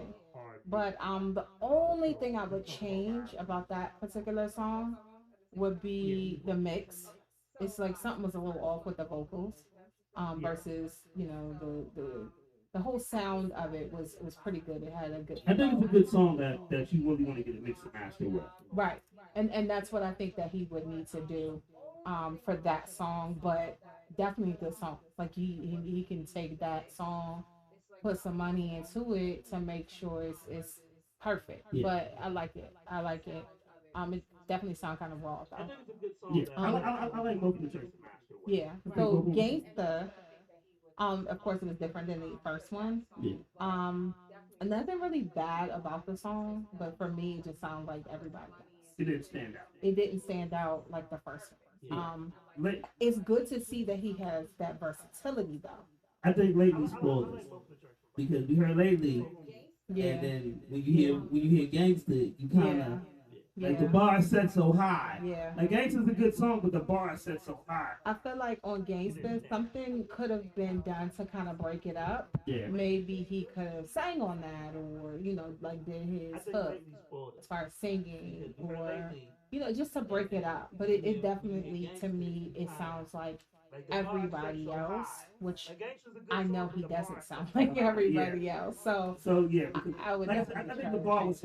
I think with Lately the bar was set so high. Yeah. That when we heard Gangsta, we wanted another Lately. Yeah, and Gangsta wasn't really. It wasn't bad. It wasn't bad. But yeah. If you just like we were talking about with our guests, with Retro Rail, you want to stand out. I have to give me something to remember you by, so I could remember Lately. Yeah, if we had to choose our opinion, if we had to choose a single, it's Lately. Yeah, I would choose Lately. Yeah, it definitely. CP3, you might like Gangsta. I mean, like you said, both of them had the same vibe to it. I definitely agree with you. What you said that Lately is the better of the two, but I feel like they both stood out on their own. They do have a sound. I don't know if that's their intent, to have a certain sound or to be versatile, like we spoke to our previous calling guests. But I mean, I know that's not their best work, but it's definitely I think it's. I'm not gonna say I can't say quality, because I know they could probably do better. But I say that was some above average. I mean, for Lately. Yeah, Lately I feel yeah. I think Lately is definitely. I think Gangsta is the album, like the album filler. Not saying it's bad or anything, but I think it's one of those ones you can crank on the album. You be like, okay, you're driving in your car. But that's not a single. Yeah, if we're talking singles, I think we're talking Lately. Lately, it is the move for me. Yeah. All right, so Hard V. You want me to go? You want me to go, or you want to go? of those joints you can crank on the album. You be like, okay, I'm gonna let you driving in your car. First off, your mix was shit. Yeah, if we talking singles, I think we're talking lately. Your vocals for the chorus and the vocals for the thing. Then there's no topic. Like your flow is not consistent, and there's no topic. You just rhyme words to rhyme words. I didn't feel it. First off, your mix was shit. You know, I honestly, be honest with you, I started to cut the Your song vocals back. for the chorus and the vocals for the thing. Then there's no topic. And I don't like. It's like I'm not trying to come down on you, but what I'm saying is you can do better. If you're gonna send it out, if you just send that to a record label, they wouldn't even play. Because the mix is not right, and then the flow is not consistent. From what I can hear, I can tell that. I think that you're from another country, and it's, I took my notes. Yeah. So, and I get what you're trying to do, but like we're past rhyming word to rhyme word. Like we gotta have a structure, we gotta have a story, we gotta have something that's gonna make. We gotta have a feeling. Like if you spit this is spit and your words ain't got no feeling behind it, then I can't get into the story. But that's just how I feel. This is something we were talking about with Rachel Brown. You know, the fact that he didn't even know that we would put him on the shot of something that's gonna make and about Mad Max and stuff. Like if you spitting this because it was something I could feel. Like I seen the movie. When he said it, I know what that young boy. When he said it, I knew the young boy. It wasn't the Mad Max I grew up on. It was the Mad Max shot. Right. And I could feel it. And I didn't feel it. And we heard it in the store. Yes. And I think, you know, when you rhyme in the rhyme, I know what that young boy. When he said it, I knew what the young boy. If I can't feel it, I'm not gonna cry. Lady, I can feel it. So I feel like his flow was different. But it was definitely different. And I feel like I can sort of see where the sound was going for the, you know, as far as like the beat and his flow. I can sort of see where it was going, but like 151 says, the mix was it needed work. It needed a lot of work. Shit. You just said it gives me. The thing about it is that we gotta tell them to be honest. Yeah. The mix is some shit. And we're not saying that. I'm not saying that so I can come down. I'm saying that because when you present your work, you need to present your best to full. And that needed to be improved. It definitely gave me a Middle Eastern vibe. As far as the accent that I heard, things like that. So I feel like there is a potential, but you need to work on that. You need to get your sound together, get your flow together, because real talk, if you take a step back and think about it, do we have a rapper, you know, from where you're from that's an international star? Probably not. So you can, you know, really hone in on that and make it your own and make it, you know, for you, and create your own style. But overall, I'm not a fan. I wasn't a fan of this song. I do see that there could be potential with you, but this song just wasn't it. I wasn't feeling it. I couldn't. It wasn't speaking to me. I couldn't catch it. But I see that your flow, you know, once you kind of look within yourself and try to get your flow together, you could probably do some damage, but not in that particular song. I feel like Eminem is this dude's favorite rapper. And I feel like he's trying to emulate the Eminem fast flow. Yeah, because I caught that. Yeah, I did. I caught that, like Eminem Busta type of thing. Yeah. You know, he was just going, which could work, but not under these circumstances. You gotta remember, before Eminem gave his rap out, he gave a stand. So. And I feel like 8 Mile. Hi, my name is. Yeah. You gotta create your flow, your sound, And I feel like if you really kind of look within yourself, you can probably create something that we have not heard before. But I feel like in this song, the flow is different because I felt like you were just kind of all over the place and trying to do a little too much. Focus on one thing. CP3. You guys pretty much wrapped it up, summed it up. It was honestly, I hate to say this, it's the first time I'm gonna say this. It was a forgettable track. We just listened to it 5 minutes ago, and honestly, I can't tell you anything about it. CP3. I took notes because I wasn't gonna remember, so I can't fault you for that. I can't fault you because when I stopped the track halfway. Yeah, that too. Because if you're a DJ, you look at your crowd. So I can look at your face and I can tell you. Two,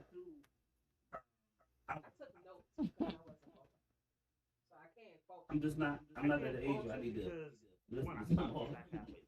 I don't know within 15 to 20 seconds if this shit's gonna be good.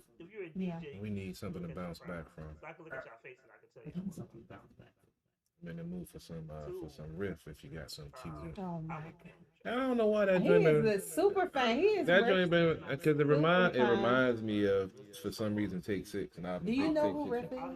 Yeah, the folks from the Lean On Me movie. That's why.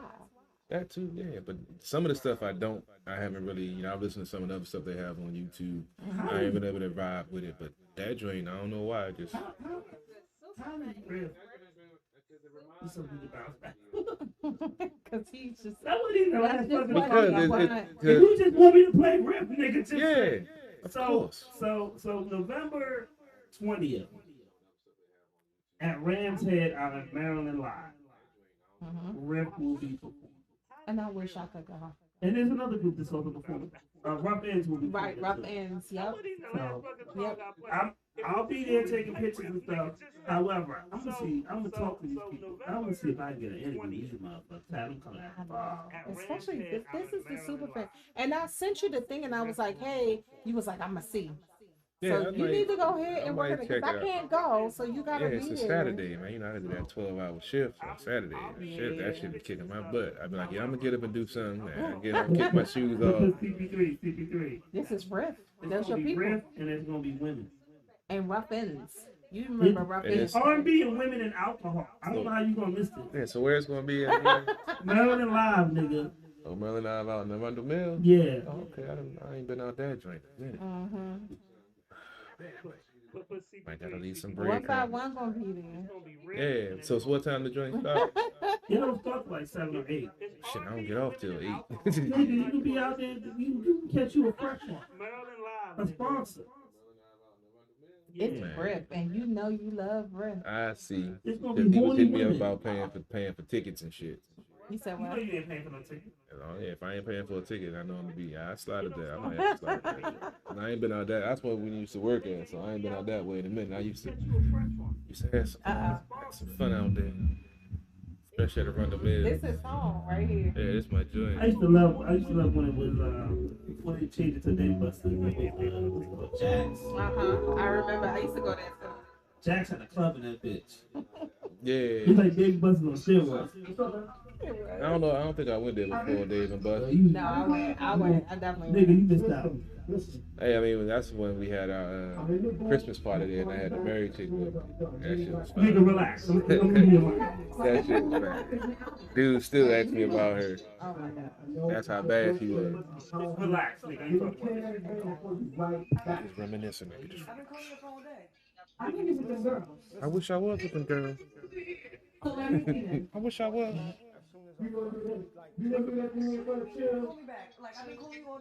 You got me waiting on my birthday, so let me see. She got a valid point on that one. Yeah, can't fight that one. Happy birthday. Yeah.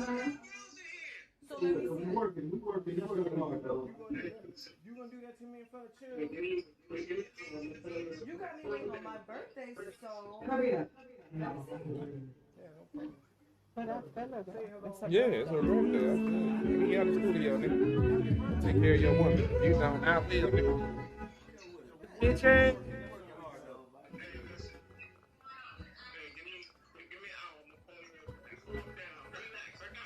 This joint be rocking, man. This joint got a nice vibe to it.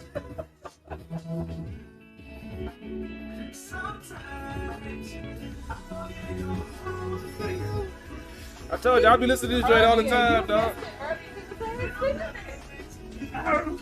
This my joint, dog. I be fucking with it. I'm playing this for the Redskins fans on the show tomorrow. I'm telling them to relax. Right before the football segment, I'm gonna play this joint. Y'all need to check this out.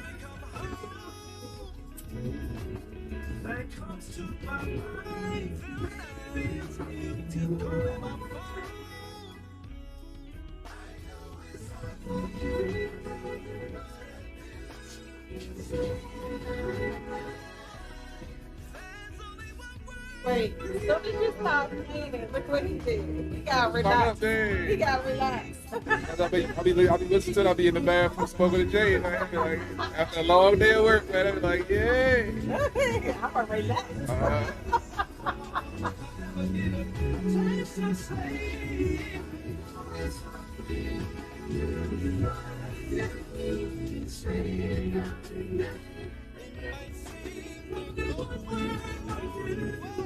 Especially for the fact that they're coming to town, we really should.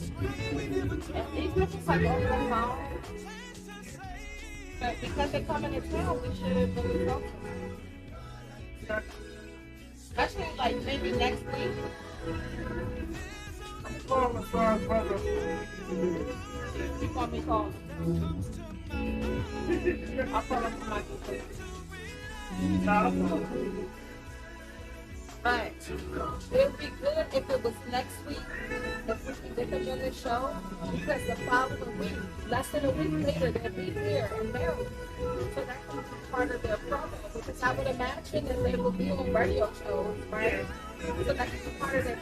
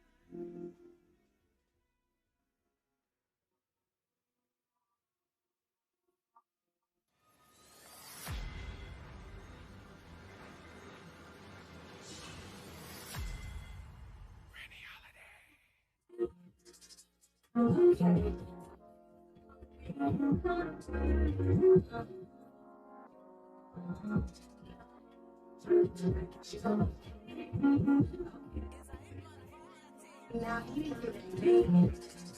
Okay. See now he looking at me. Okay. So baby, what's it gonna be? So tell me what you gonna do. Lift your flag on my reason. Just put that twinkle in your eye and come to season. See now he looking at me. So baby, what's it gonna be? And he keep teasing. So tell me what you gonna do. Now I'm like you. Ladies, lift your glass for one reason. And put that twinkle in your eye, it's cuffing season. Better shoot your shot, cause I might be leaving. on me. Said they got to know me, but now I'm trying to get wiped up. Trying to be the sunshine in his eye, no lie. So when I come around, it's lights up. I'm done with the summer fling. Okay, so now I'm looking for the right love. And the way you're looking at me feels like I found tonight. The right one. Okay. See, now he looking at me. Okay. So, baby, what's it gonna be? So, tell me what you gonna do. You love me, you tell me, you been all that I do.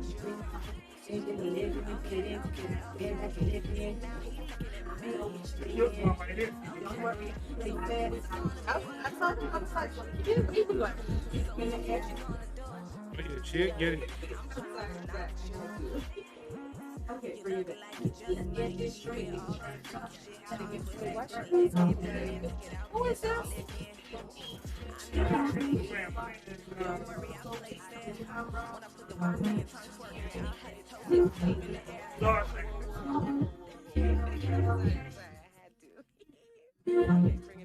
But let's get that straight. If you're trying to cuff, I better get respect. Yeah, get her on the show. This the only pussy you'll need. Give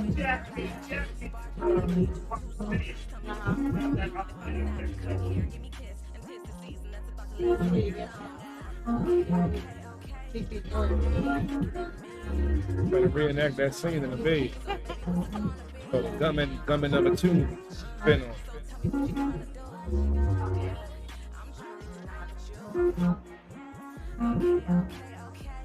See now he looking at me. Okay, so baby, what's it gonna be? So tell me what you gonna do. I feel that. Okay, listen. Freaky shit. But Yeah, I feel that. I'm really trying to be somebody's wife out here. Yeah. So You feel get that what? shit later. Got the delay over here. I'm still checking out the video. Hey, Man, they know I'm sometimes, just watching. that's all the I'm time. just watching a video. I didn't tell her to You grab wasn't the really top no time. out. I mean, you know. He probably watched all the You watched all the videos. bedroom scenes. She was in a thong. Yeah, man. You know, rolling around. I'm trying to reenact that scene as Gummin number 2. Yeah, I bet. Yeah. Pull my 4-4 out. Oh my God. I don't understand. With lots of fire. I see why you take breaks. Just saying, I man. need to bring my sage back. You know it's my birthday month, so you know it I gets need wild. the Yeah, it sage. gets I crazy. need- yeah. Yeah, lucky it's chill. Like with my if we was doing the show on my 30s, yeah. Are you going to the strip club for your birthday? Depending on when my check hit tomorrow to see what it look like. I gotta pay a couple of bills. I had some unexpected expenses this last month, so you know, I gotta restack back up the savings. Was one of them $40? Nah, I've been being pretty good, man. I've been being pretty good, man. You know. Let me. I put this up earlier, but I didn't say it. So, the 3rd annual Thanksgiving dinner blessing. This is basically, shout out to Jamel Wanza. His family, one of his family members is doing this. Okay. Let me give it. And they're looking for like donations so they can. The 3rd annual Thanksgiving dinner blessing. That's good. So we definitely, at the bar, we definitely support these things.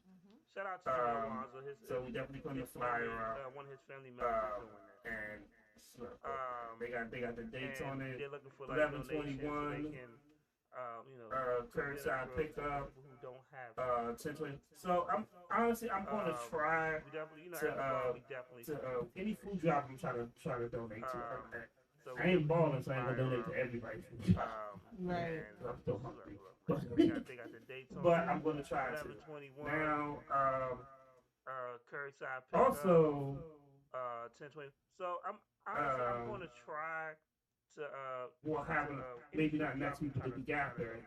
I ain't balling. My man Goody, who throws these immaculate parties, is having the strippers come out for the ladies. I'm going to try to. Now, For the ladies. Look at CP3. Not for you. He looks so confused. No, like, because what? I actually went to a lesbian club before to watch the strippers for the lesbians. It was my niece's birthday, and my man they don't take any clothes off. But they still tip them. I don't understand it. I was standing and scratching my You head. talking about lesbians? I don't think he talking about lesbians. Well, this one for the ladies because it has men and women, but it's it's both. It's Tough as Nails. It's Saturday, December 11th. So the masters are required. My man Goody is throwing this. So the thing about when Goody throws these events, and I've seen him do these events, he's giving away free TVs. He's giving away Invicta watches. And I always support it. So I'm going to have him on the show. I told him I'm going to call him about a date. Because, the one thing about here at the bar, so you got friends that are doing stuff. You should not have to wait to talk to them to be like, I'm going to post your flyer.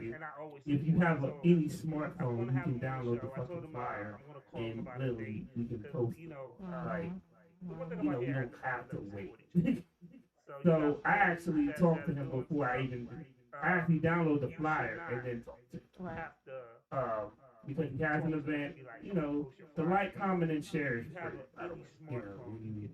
Like the first event, I mean, this is an all-female event. That doesn't mean I'll be there.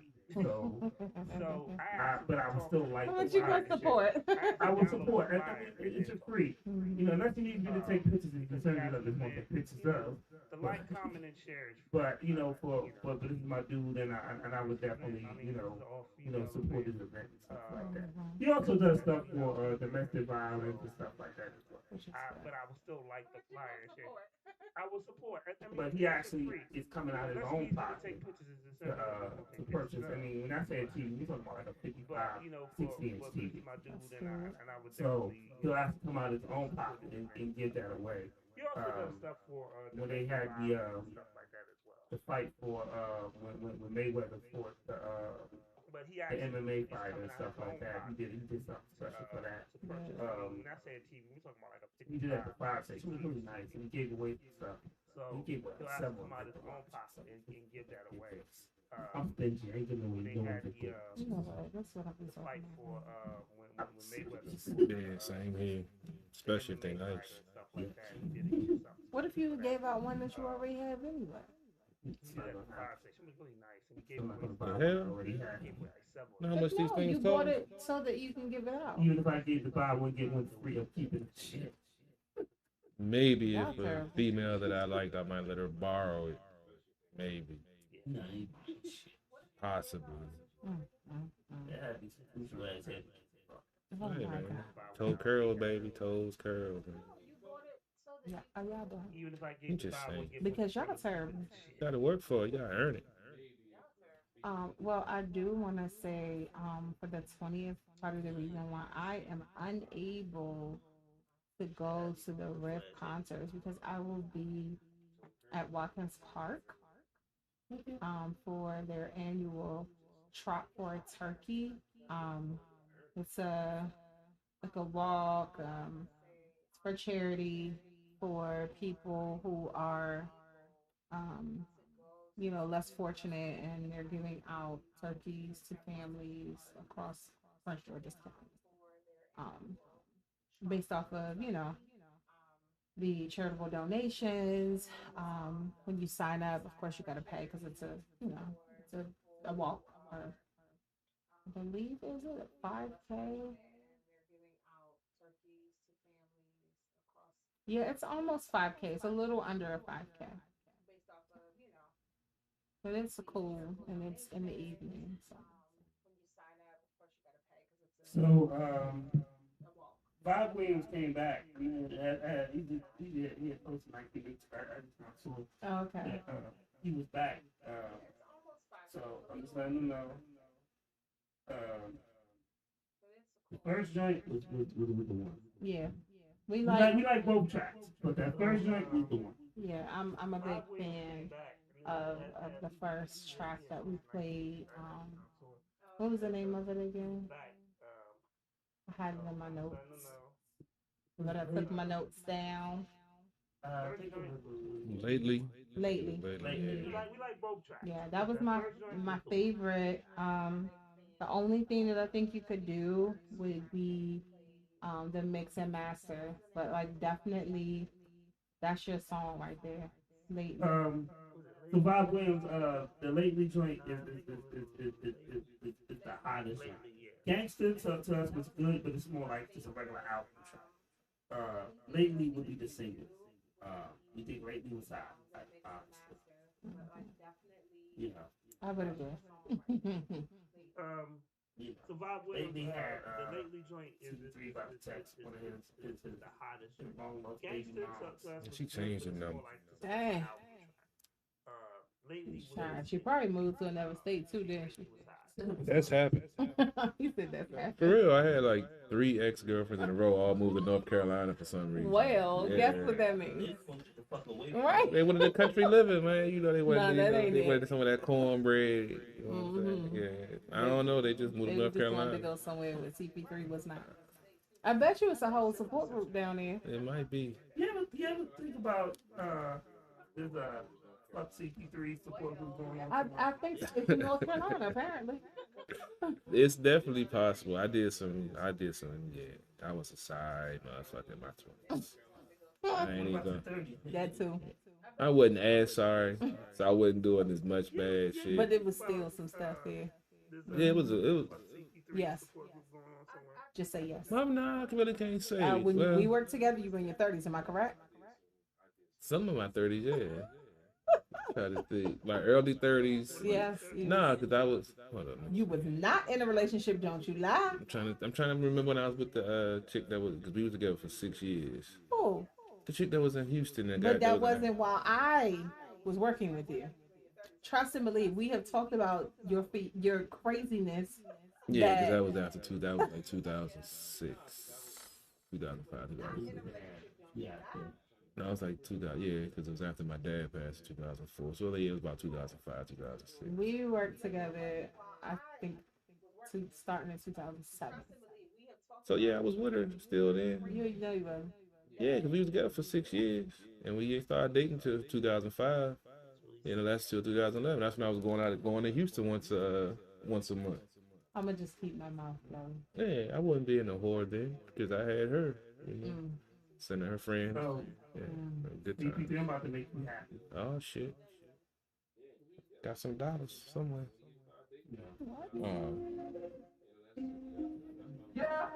I'm about to make you happy by playing. Gotta clarify, nigga. Yeah, I clarified, nigga. I got my cash out. Come on. Where you bitch at? He probably know other part. That's what I'm trying to care about. That's the one that hit my heart. So me and Renegade got to hang. We both be like, where your bitch at? We gonna take it. Come on.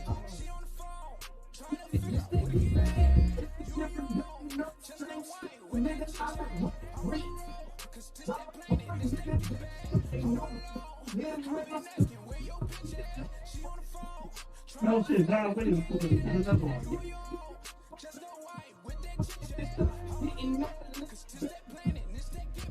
Fans. She made fans of us. I like it.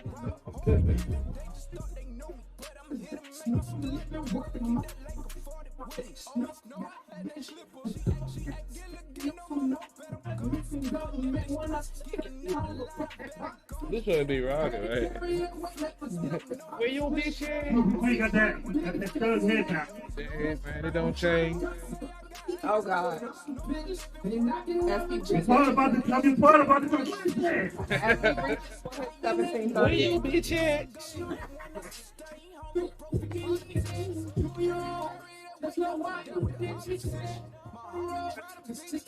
Did they get back? I know. Get that bottle of XO, this shit go down like water now. Getting at the mom. I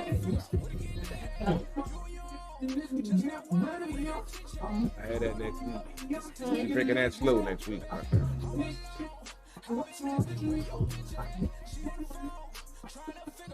I think whatever your body's not used to, that's when you start acting. And that's what it is. I'm off till Wednesday.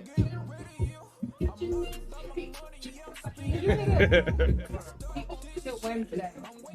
Oh, shit. $20, nigga. But then once these bills get paid, Fellas, hide your ass. where your bitch at? The case. My ace. Face. Come on. Where your bitch at? You know that part. That's my shit. I'm gonna go to work singing at the bar. Where your bitch at? Alright, I'm gonna play one more song and then we're gonna play OC Stack. OCA Stack, my bad. We'll check out the time, solo Stack, salute.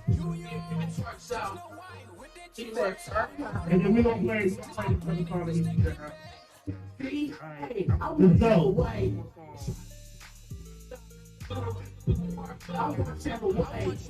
Pictures in.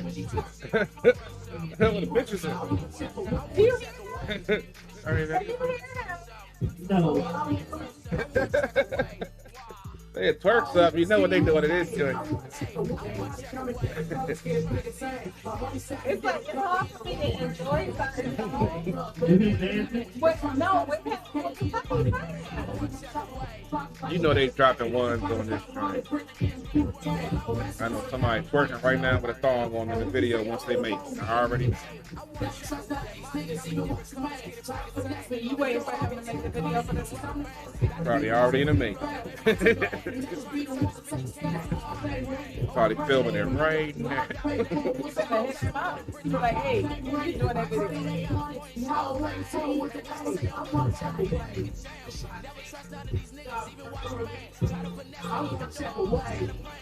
That joint is wild. Fuck my stomach up, but that joint is wild. Cheesy shrimp stuff, baked potato.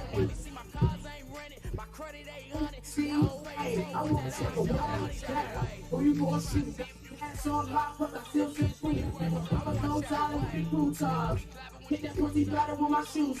I'm kind of thick, still ain't true. To be honest, pussy looking like a saggy. Twice, Fuck my stomach up, but look good as a mother.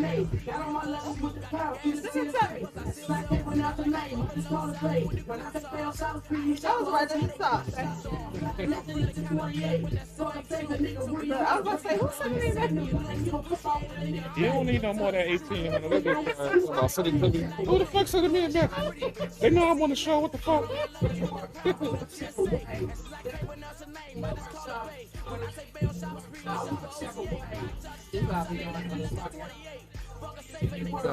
do the Christmas light night. I took taking some kids out. I'm walking up there. Okay, let me play Bob Williams. Yeah, cause this one right here, he overstimulated. Come through the front door, so. Got my cash app ready.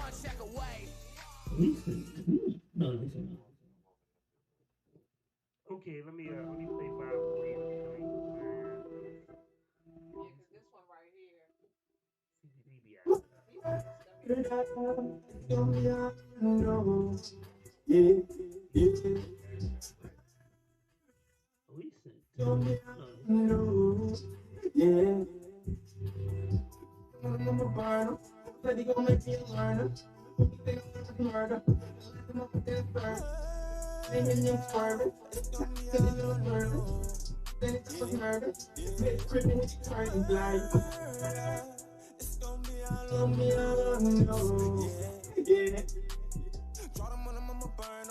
Said he gon' make me a learner. Only thing I'm gonna learn. I let them up in that circle. Whipping at him, I'm swerving. Try spinning on the blood of that joint. Then it's out the joint. I'll put it in the joint. I'm feeling more around the joint. It's looking me up with the moon. I just hope I don't see it, damn. It's gonna be on you. Watching this numbers. Blowing a blunt of that fruity. Holding on like some toolies. Before they lock me, gotta do me. My family know I love them truly. Give me one for the movies. Breaking news all on the TV. I just hope I don't see you saying, it's the time I'm holding you.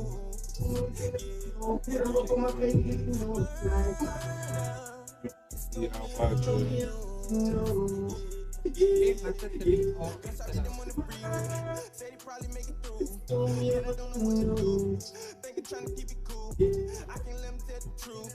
Grab my pole, no one ever only one thing to do. Hold my face to the news. It's right. It's gonna be all on the news. Murder. It's gonna be all on the news. Already in ICU. No one around the gate and two.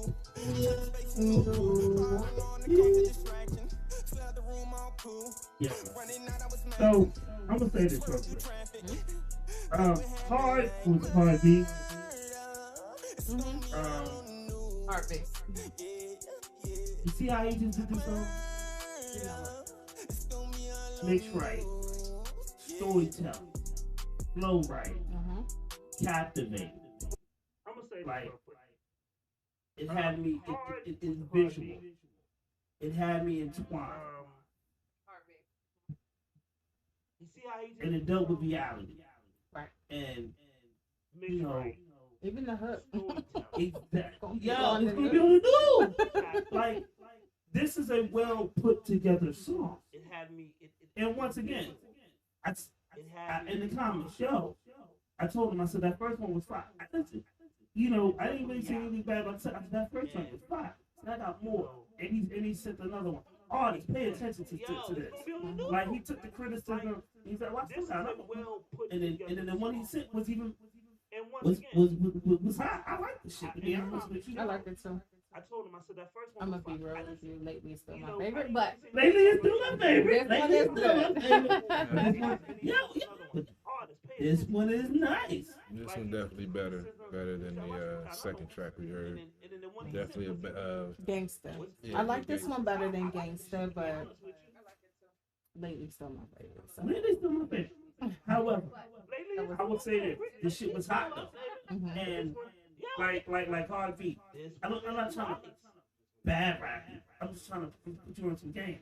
Like the mix was good. Everything was good. The chorus was good. This is the format you want to play. Lately still my favorite. This is the format you want to. I would say this. This is how you want to, present yourself. Like Hard B. I'm not trying to bad rap you. I'm just trying to put you on some game. Like the mix was good. Everything was good. What you got, lady, into that? No, I mean I liked it. It was better than Gangsta for me. Still, lately is just my favorite out of the three. But I liked it. It was catchy as well. And what you got, lady? It gave me some vibes from like other songs that it was older different for me songs. too. Yeah. Like this one was different, but and like I said, it speaks to his versatility, and yeah, I like that. It does. It speaks to his versatility. He said, why you gonna disappear? He said, my bad, thank you. Listen to it. It won't let me send me. Yo, dude. So let me tell you right now. So Bob Williams, stop sending the music. We just need to set up an interview. Wait for the interview, because we'll be here all fucking night fucking around with you. He's like, I got more. Nigga, the more you send, the more we will view. I mean, let's set up an interview. Right, real talk. Hit me in my inbox. Let's set up an interview. And I think you're a dope artist. Yeah. I definitely want to. Wait for the interview, because we'll be here all fucking night fucking around with you. He's like, I got more. So I think that he said, LOL, okay. Yeah, let's definitely set up an interview.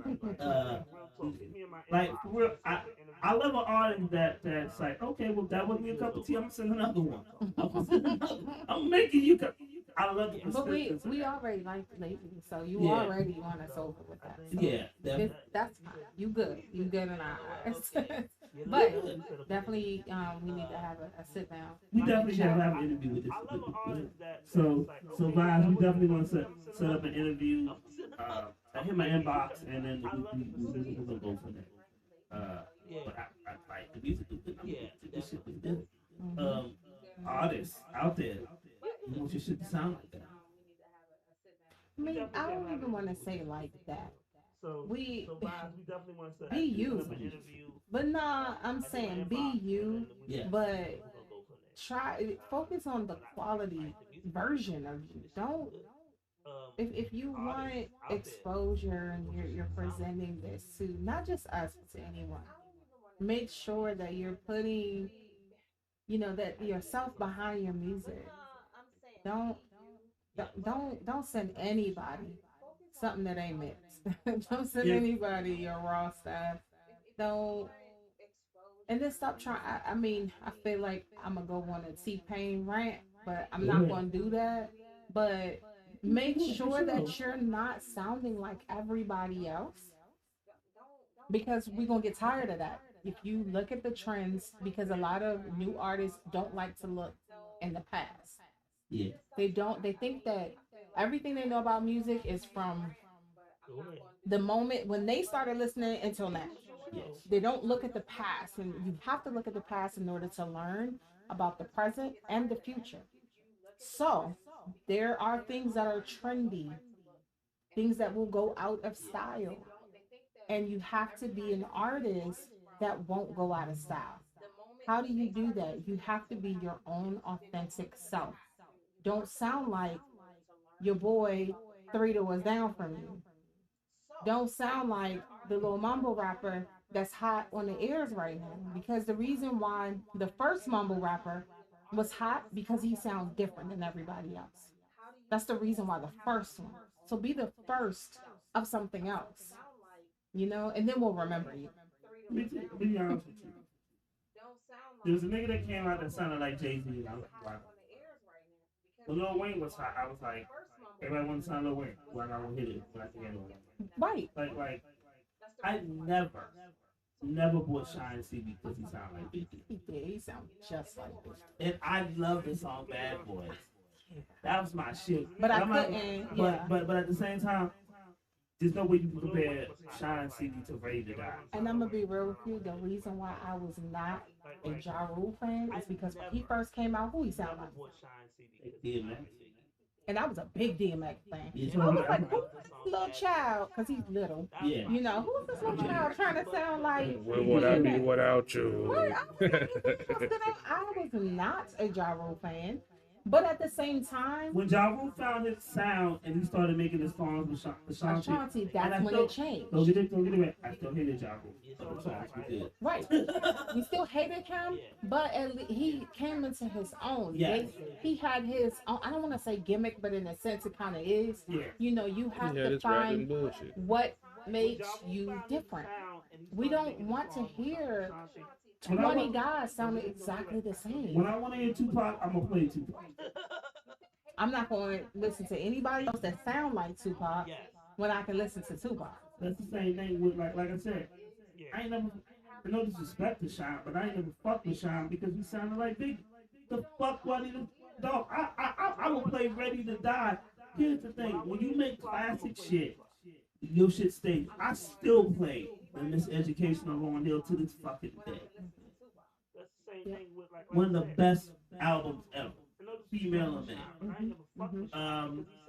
You have to be that artist When we hear you, we know it's you. Yes. And when someone else comes along that sounds like you, we know that it's somebody that's an imposter attempting to sound like you. And what was that Panda? Remember when Panda came out? Yeah. Everybody was like, wait. Designer. Sounded like Future. They was like, that's not Future? And then people were like, wait a minute. That's not Future? Like, some people got really mad. Just like with Shine. The first time I heard Shine, I heard the song and I thought it was Biggie. Yeah. And that's the only reason why I like that song. Yeah. So, definitely find your sound, which we talked about earlier. and I relate this to Biden. He has his sound. I like his sound. And we're just gonna go from the interview from there. But to the young man, like I said, if you sit there and stuff, you gotta. If you take anything away from this show today, you gotta find it. Yeah, because he was kind of all over the place. Yes. And like I said, I heard some things that I can pick out, but that shouldn't be what you're sending. It's potential, but we're not gonna buy your records because of your potential, what you could be. You gotta show me what you are. Right. And if you can't show me what you are, then why do I need to buy your records? Yeah, he was all over the place, and like I said, I can hear his accent. I can pick this out. I can pick that out. But and just to let you know how much we support our After Bar, the two songs I played, one of the songs was on my artist, but the other song OCA Stat, like we play that off of my Spotify.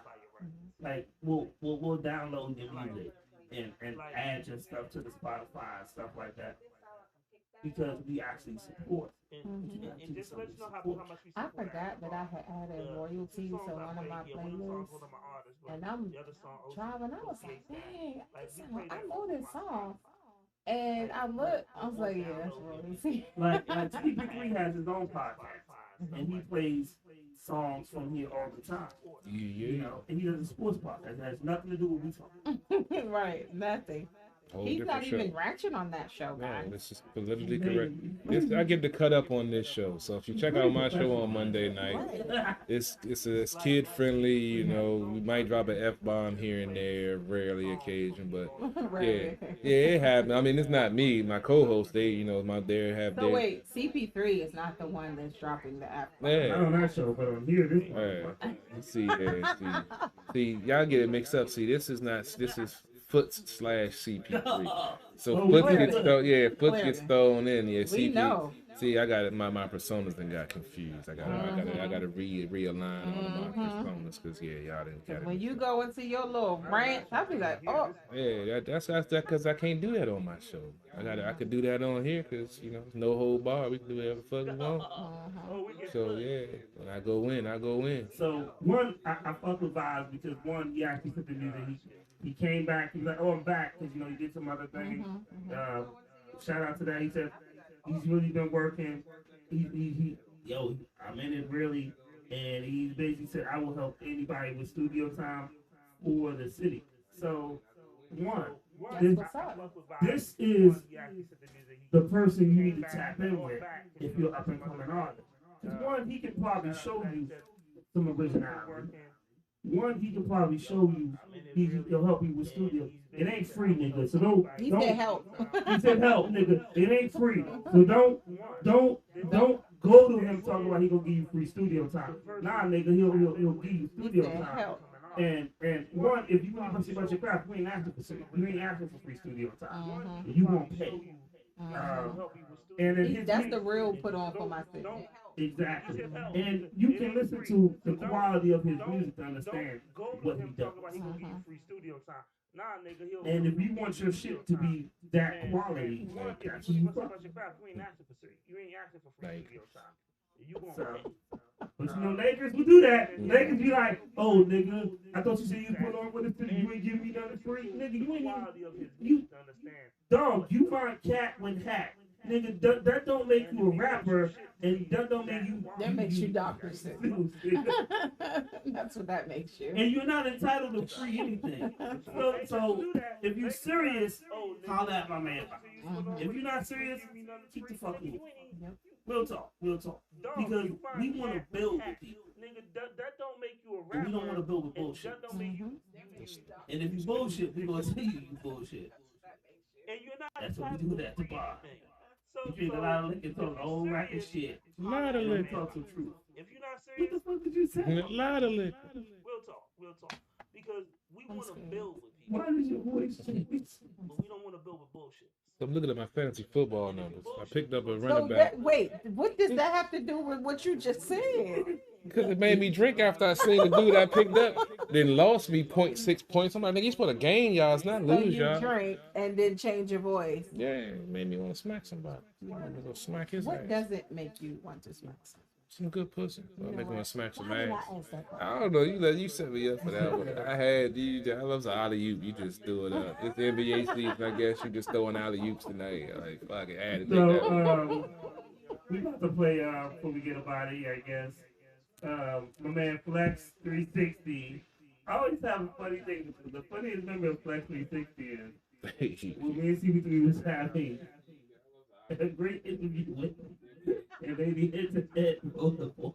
Yes, I'm sorry. Man, that was a great interview. That's not what you were supposed to be talking about. Ask them that. Man, we was talking and we're about like, some real shit. I mean, she just got out of surgery. Blah, blah, blah, blah, blah, blah, blah, blah. Then you know that fucking door open.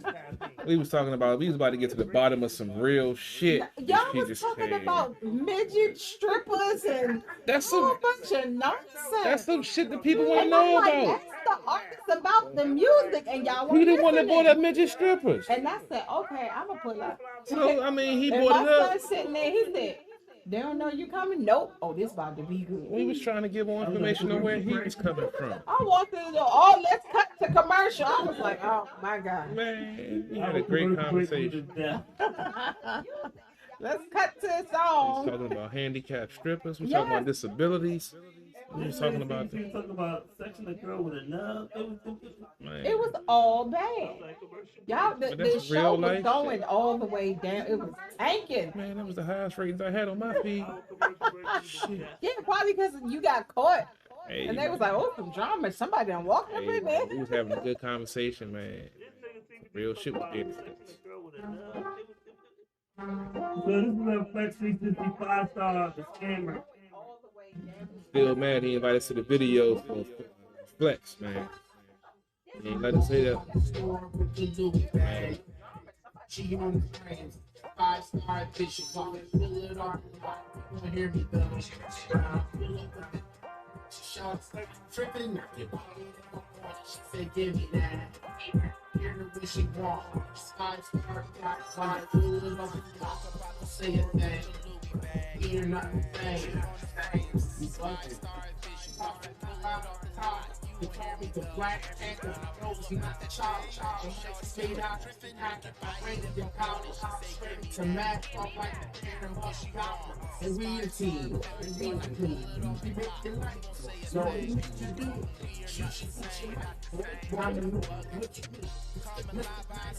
I destroyed more tracks than Jim the Bishop Price. Oh, what up? She on the frames, 5-star fish, hard to pull it off. Here he goes. Tripping. They give me that. Hear what she want. First I'm looking at the computer. I love my Apple, man. That was a real new phone shit. Nah, nigga, this is no nice phone. I got trusted. I'm on the mission. Straight my charge. They trip out the night. Price about the core with the Louis bags. She on the frame. 5-star fish. Sorry, spill it on. Here we go.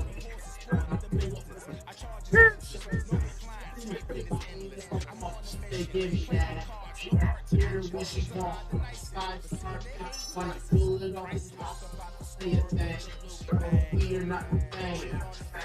We bugging.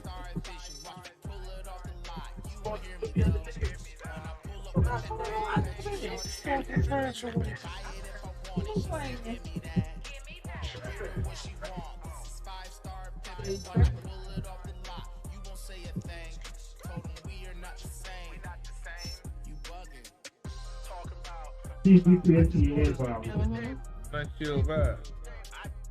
That's why I be telling people when they tap in with them, you really fuck with them. You never know when your music.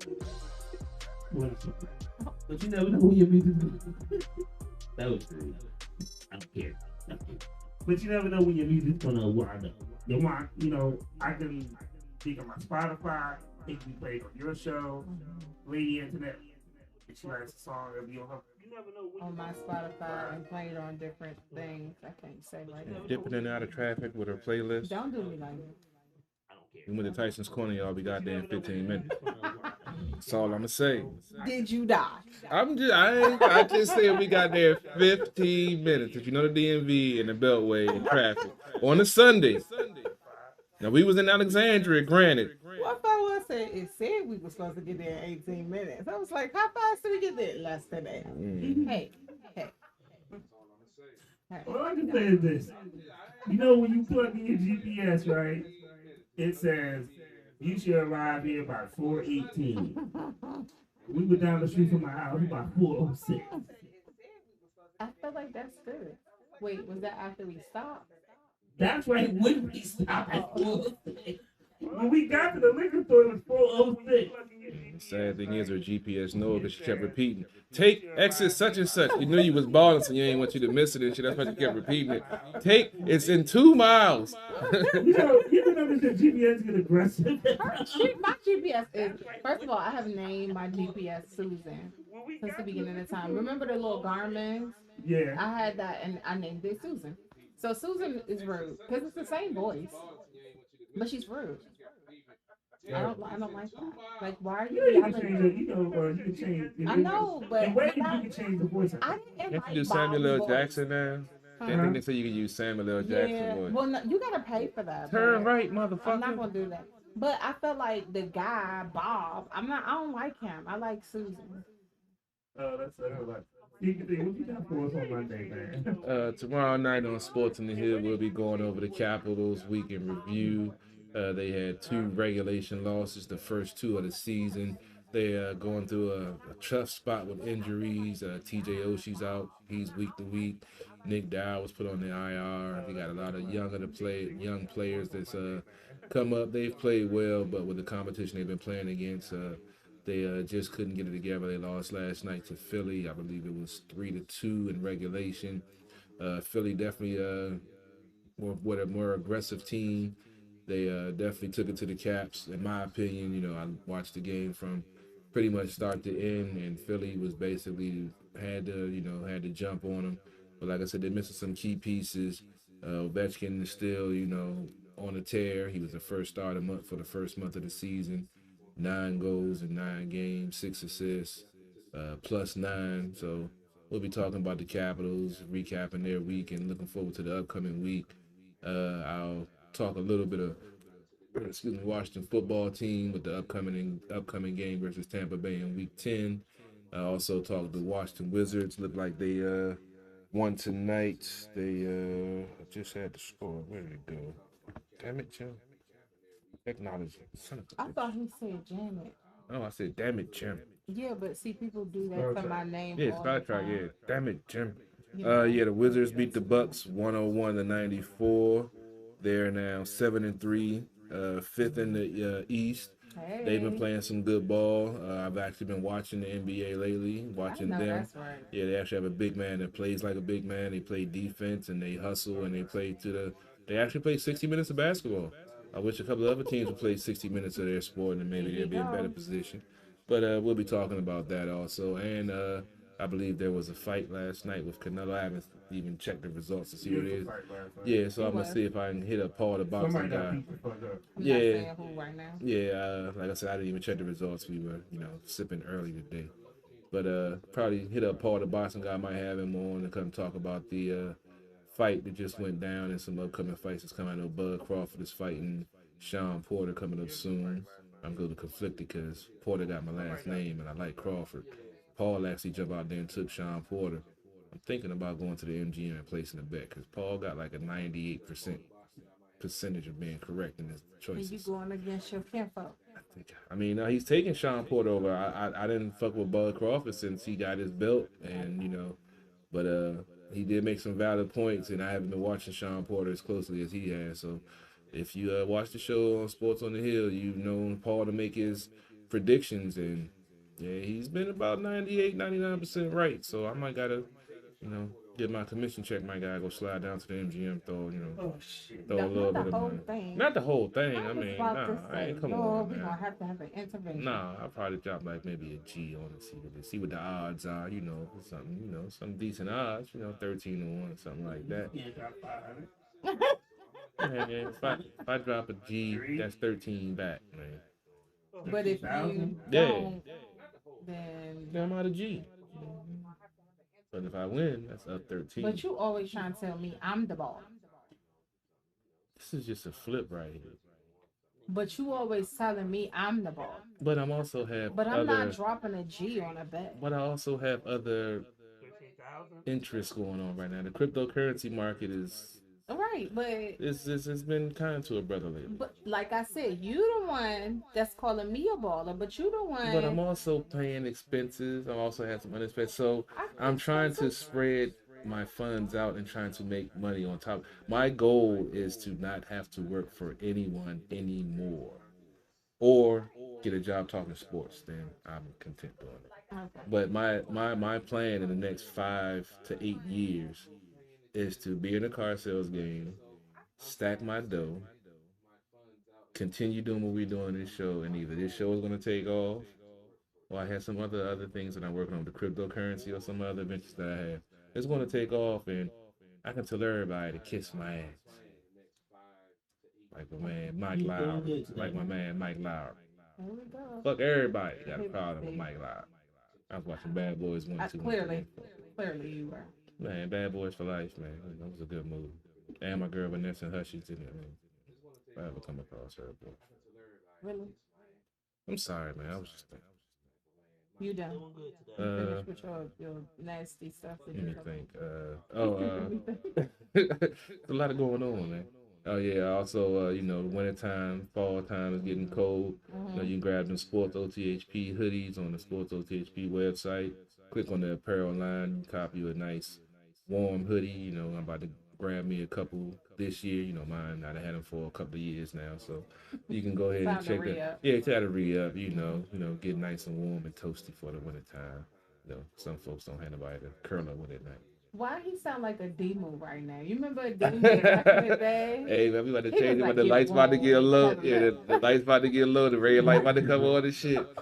He was like, get warm. Now we about to go into our next segment. Right, that's how you sound. Like what? Hey, man, I'm working on some shit. Lady, what you got going on? He gonna be on one of them hotlines. He probably moved.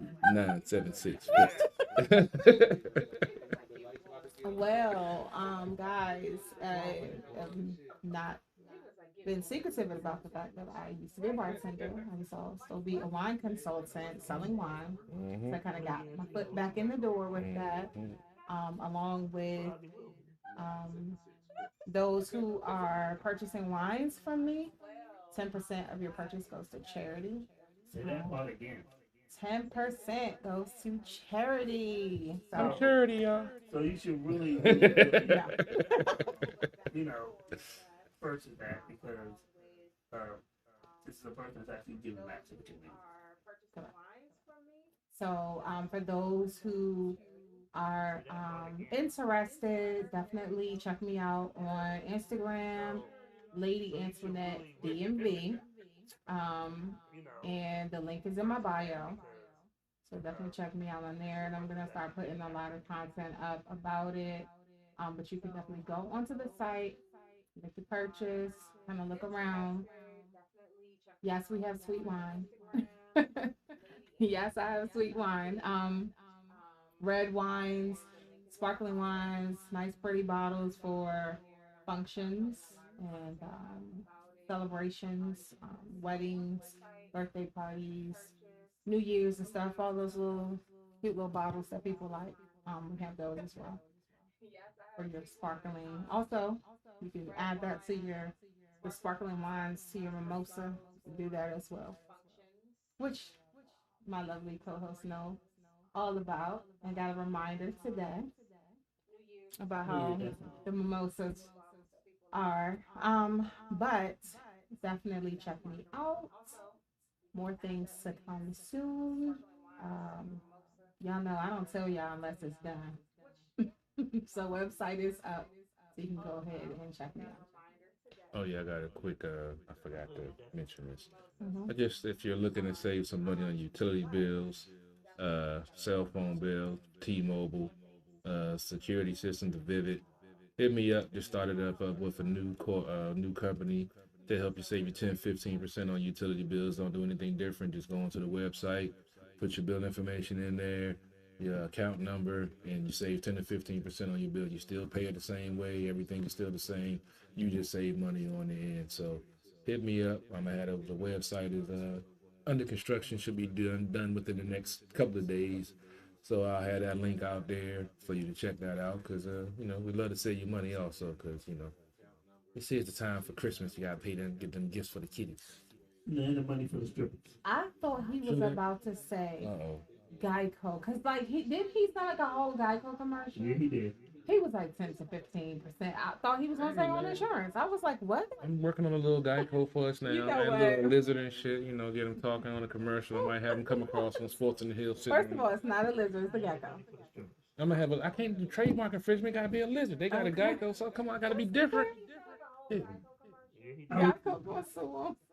It ain't gonna be a gecko. It's gonna be a lizard. It's different. I'm gonna tell you like this. Get a We're Salaman. working on some things. We're working on a partnership with Spin Wax Radio. They're about to relaunch.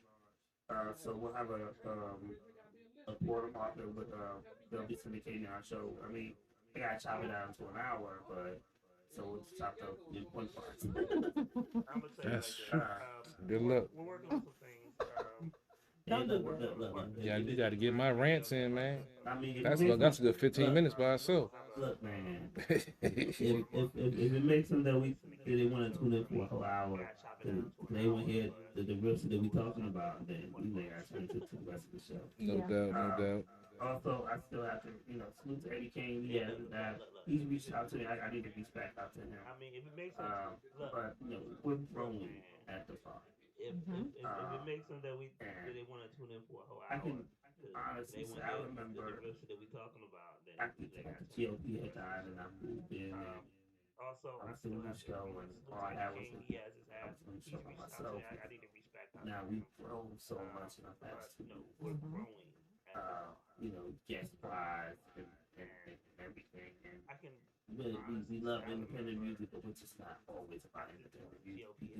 We've interviewed people who are businesses, we've interviewed designers, we've interviewed models, and I love to grow so global. Guest wise and everything. We love independent music, but we're just not. When you at the bar, you talk about everything. We do. But that's what happens here. Oh shit! Oh fuck! CP3 baby mama. We're just gonna keep growing, man. CP3 baby mama calling. And she better be at the house cooking. What? That's what we do. Man, she better be cooking what's in the refrigerator. Shit. She Make her gonna hungry. start singing Rick to you. Hey, she better relax. I'm calling my show. Hello? We almost off the air, girl. I'll be home in a little while. Shit. They might have called back. It ain't your birthday. Hello?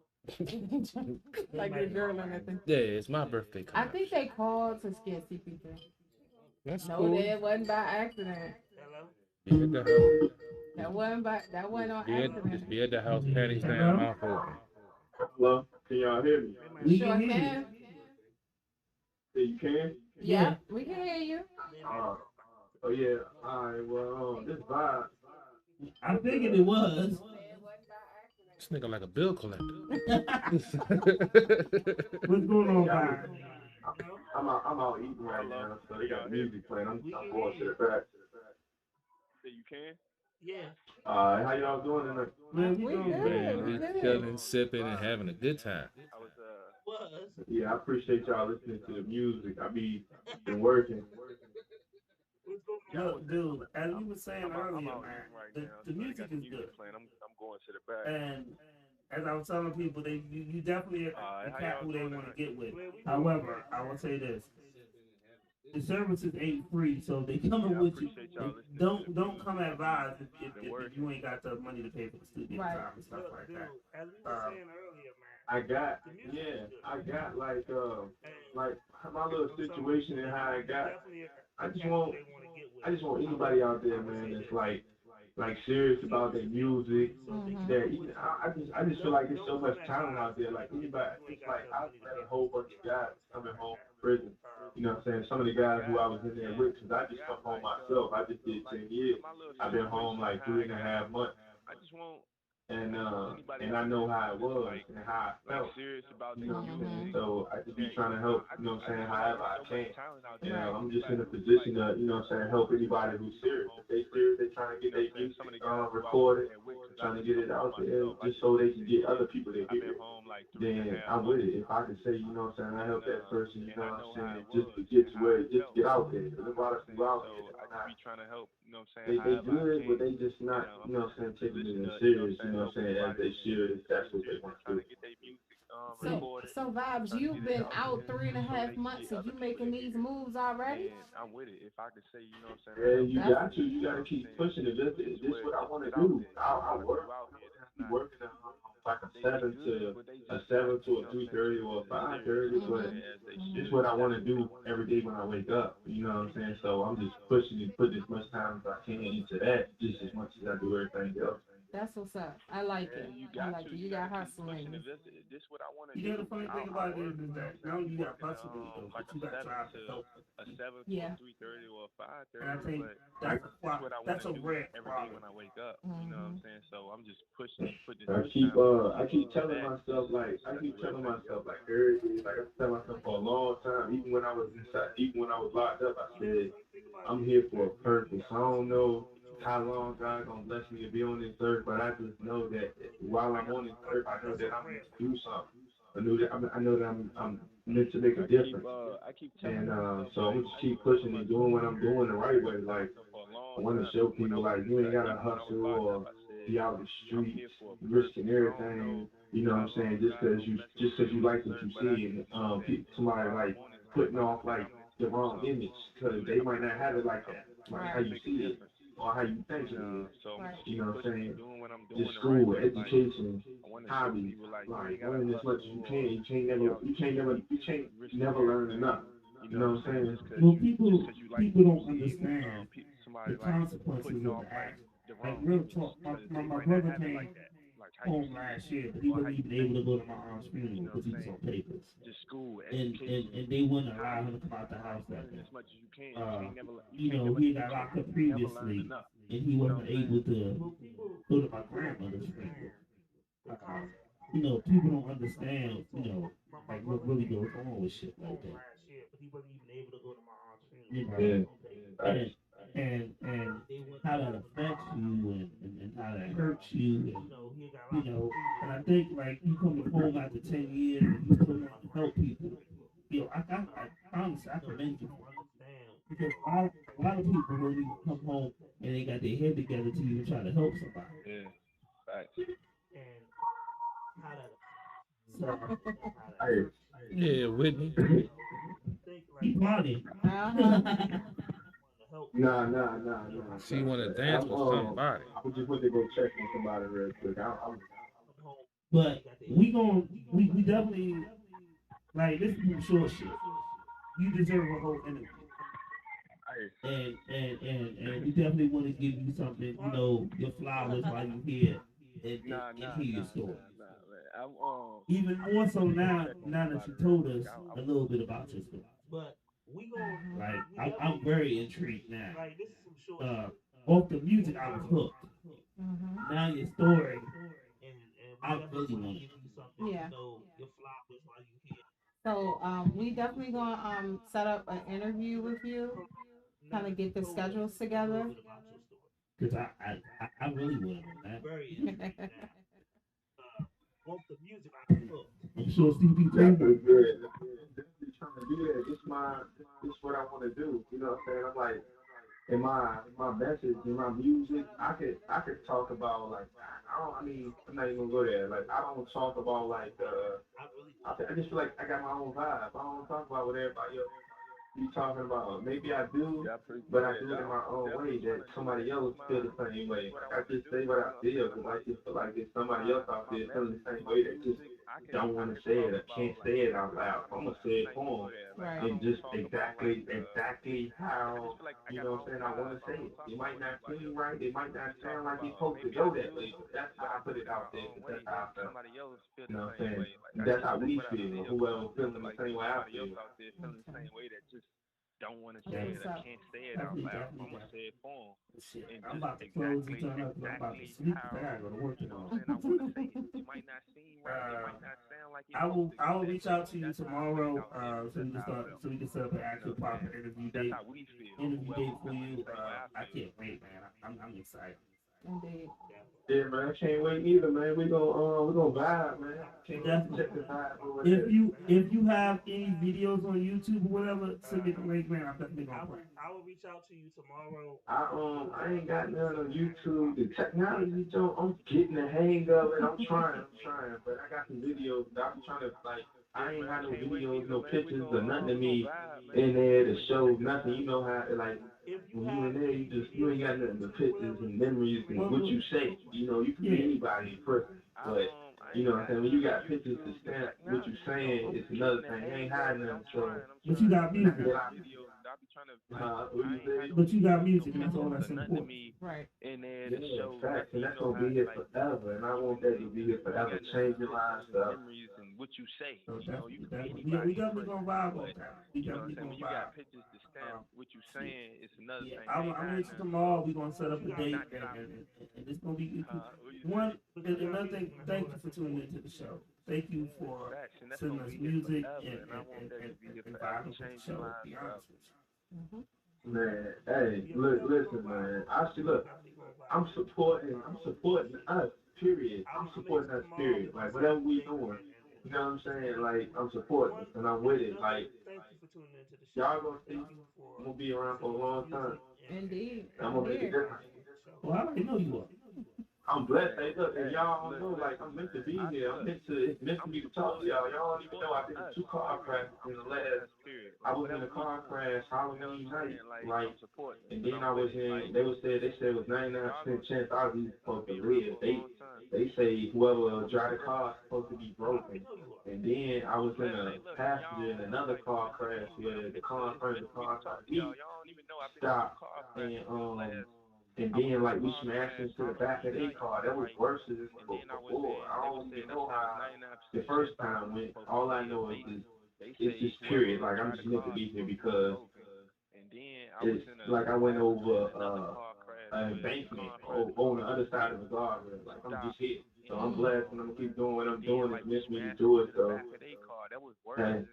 well, we gonna get up with you, but I need you to be safe, okay? Stay home, nigga. Right. Oh yeah, I will. I need you to be safe. No drugs, driving, no none of that. Be safe, drive safe, no drugs. Yep. I done went through the windshield twice, and I was in the passenger seat both times. That's why I drive wherever I go now. That's why when I was in the passenger seat today, I was, make sure I had my seatbelt on.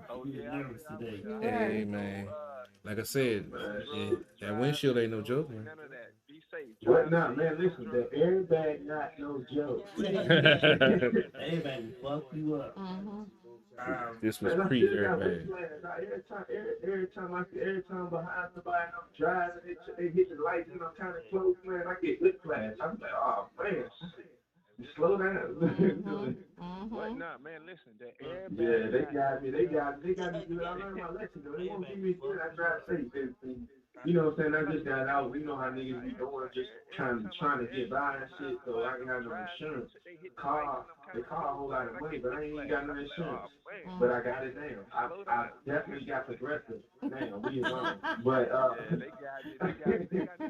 we definitely own. But I still feel that way. But I appreciate y'all, man. Give me a vibe. I enjoy the vibe. Trying to get by. We appreciate you sending the music and tuning into the show.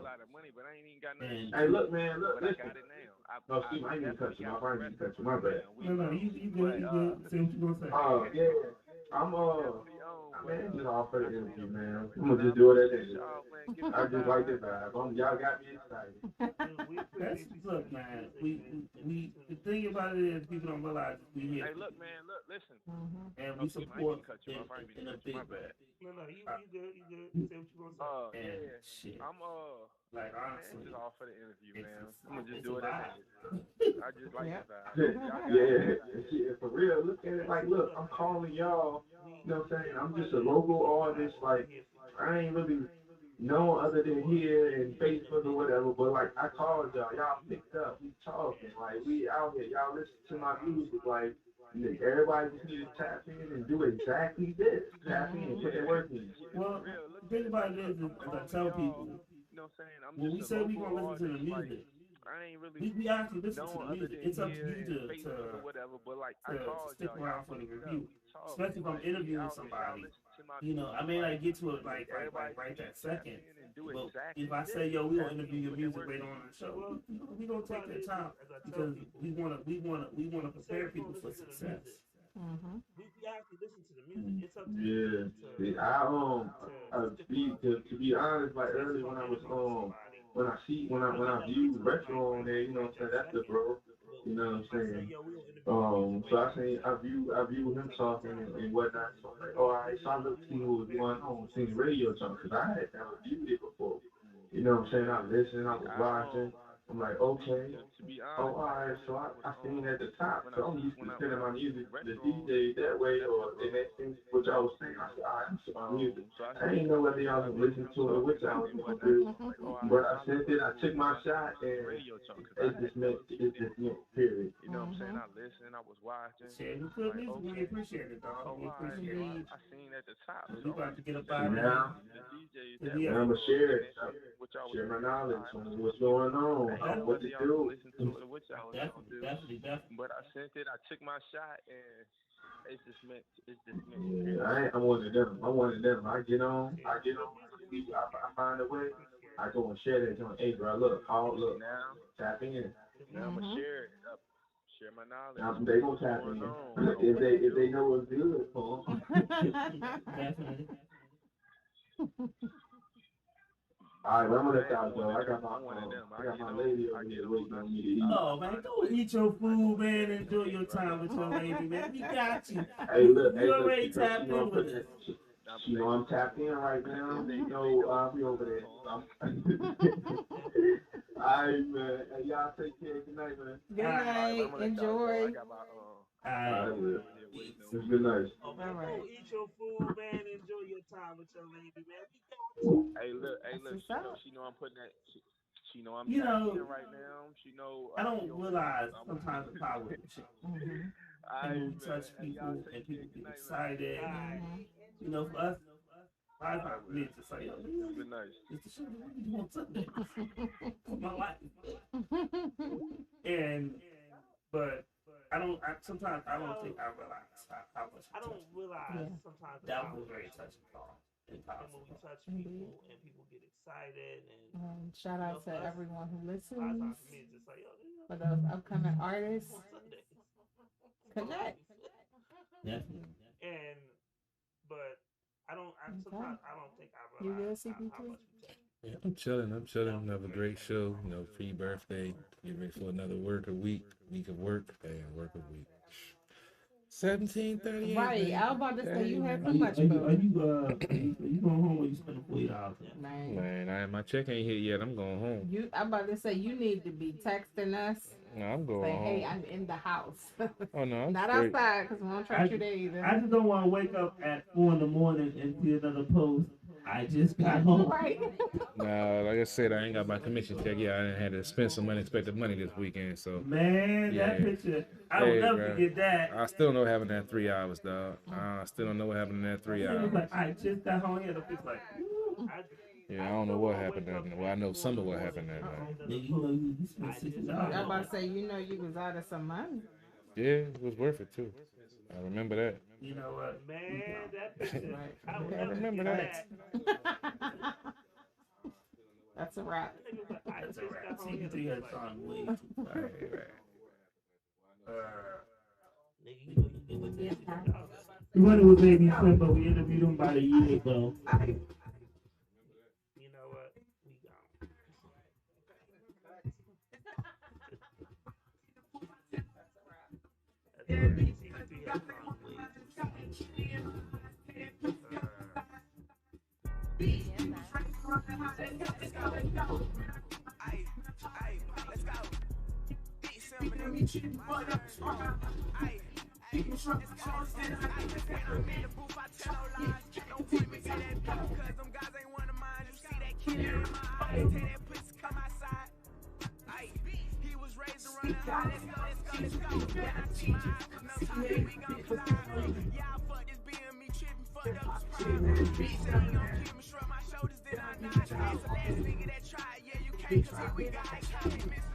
Where your bitch at?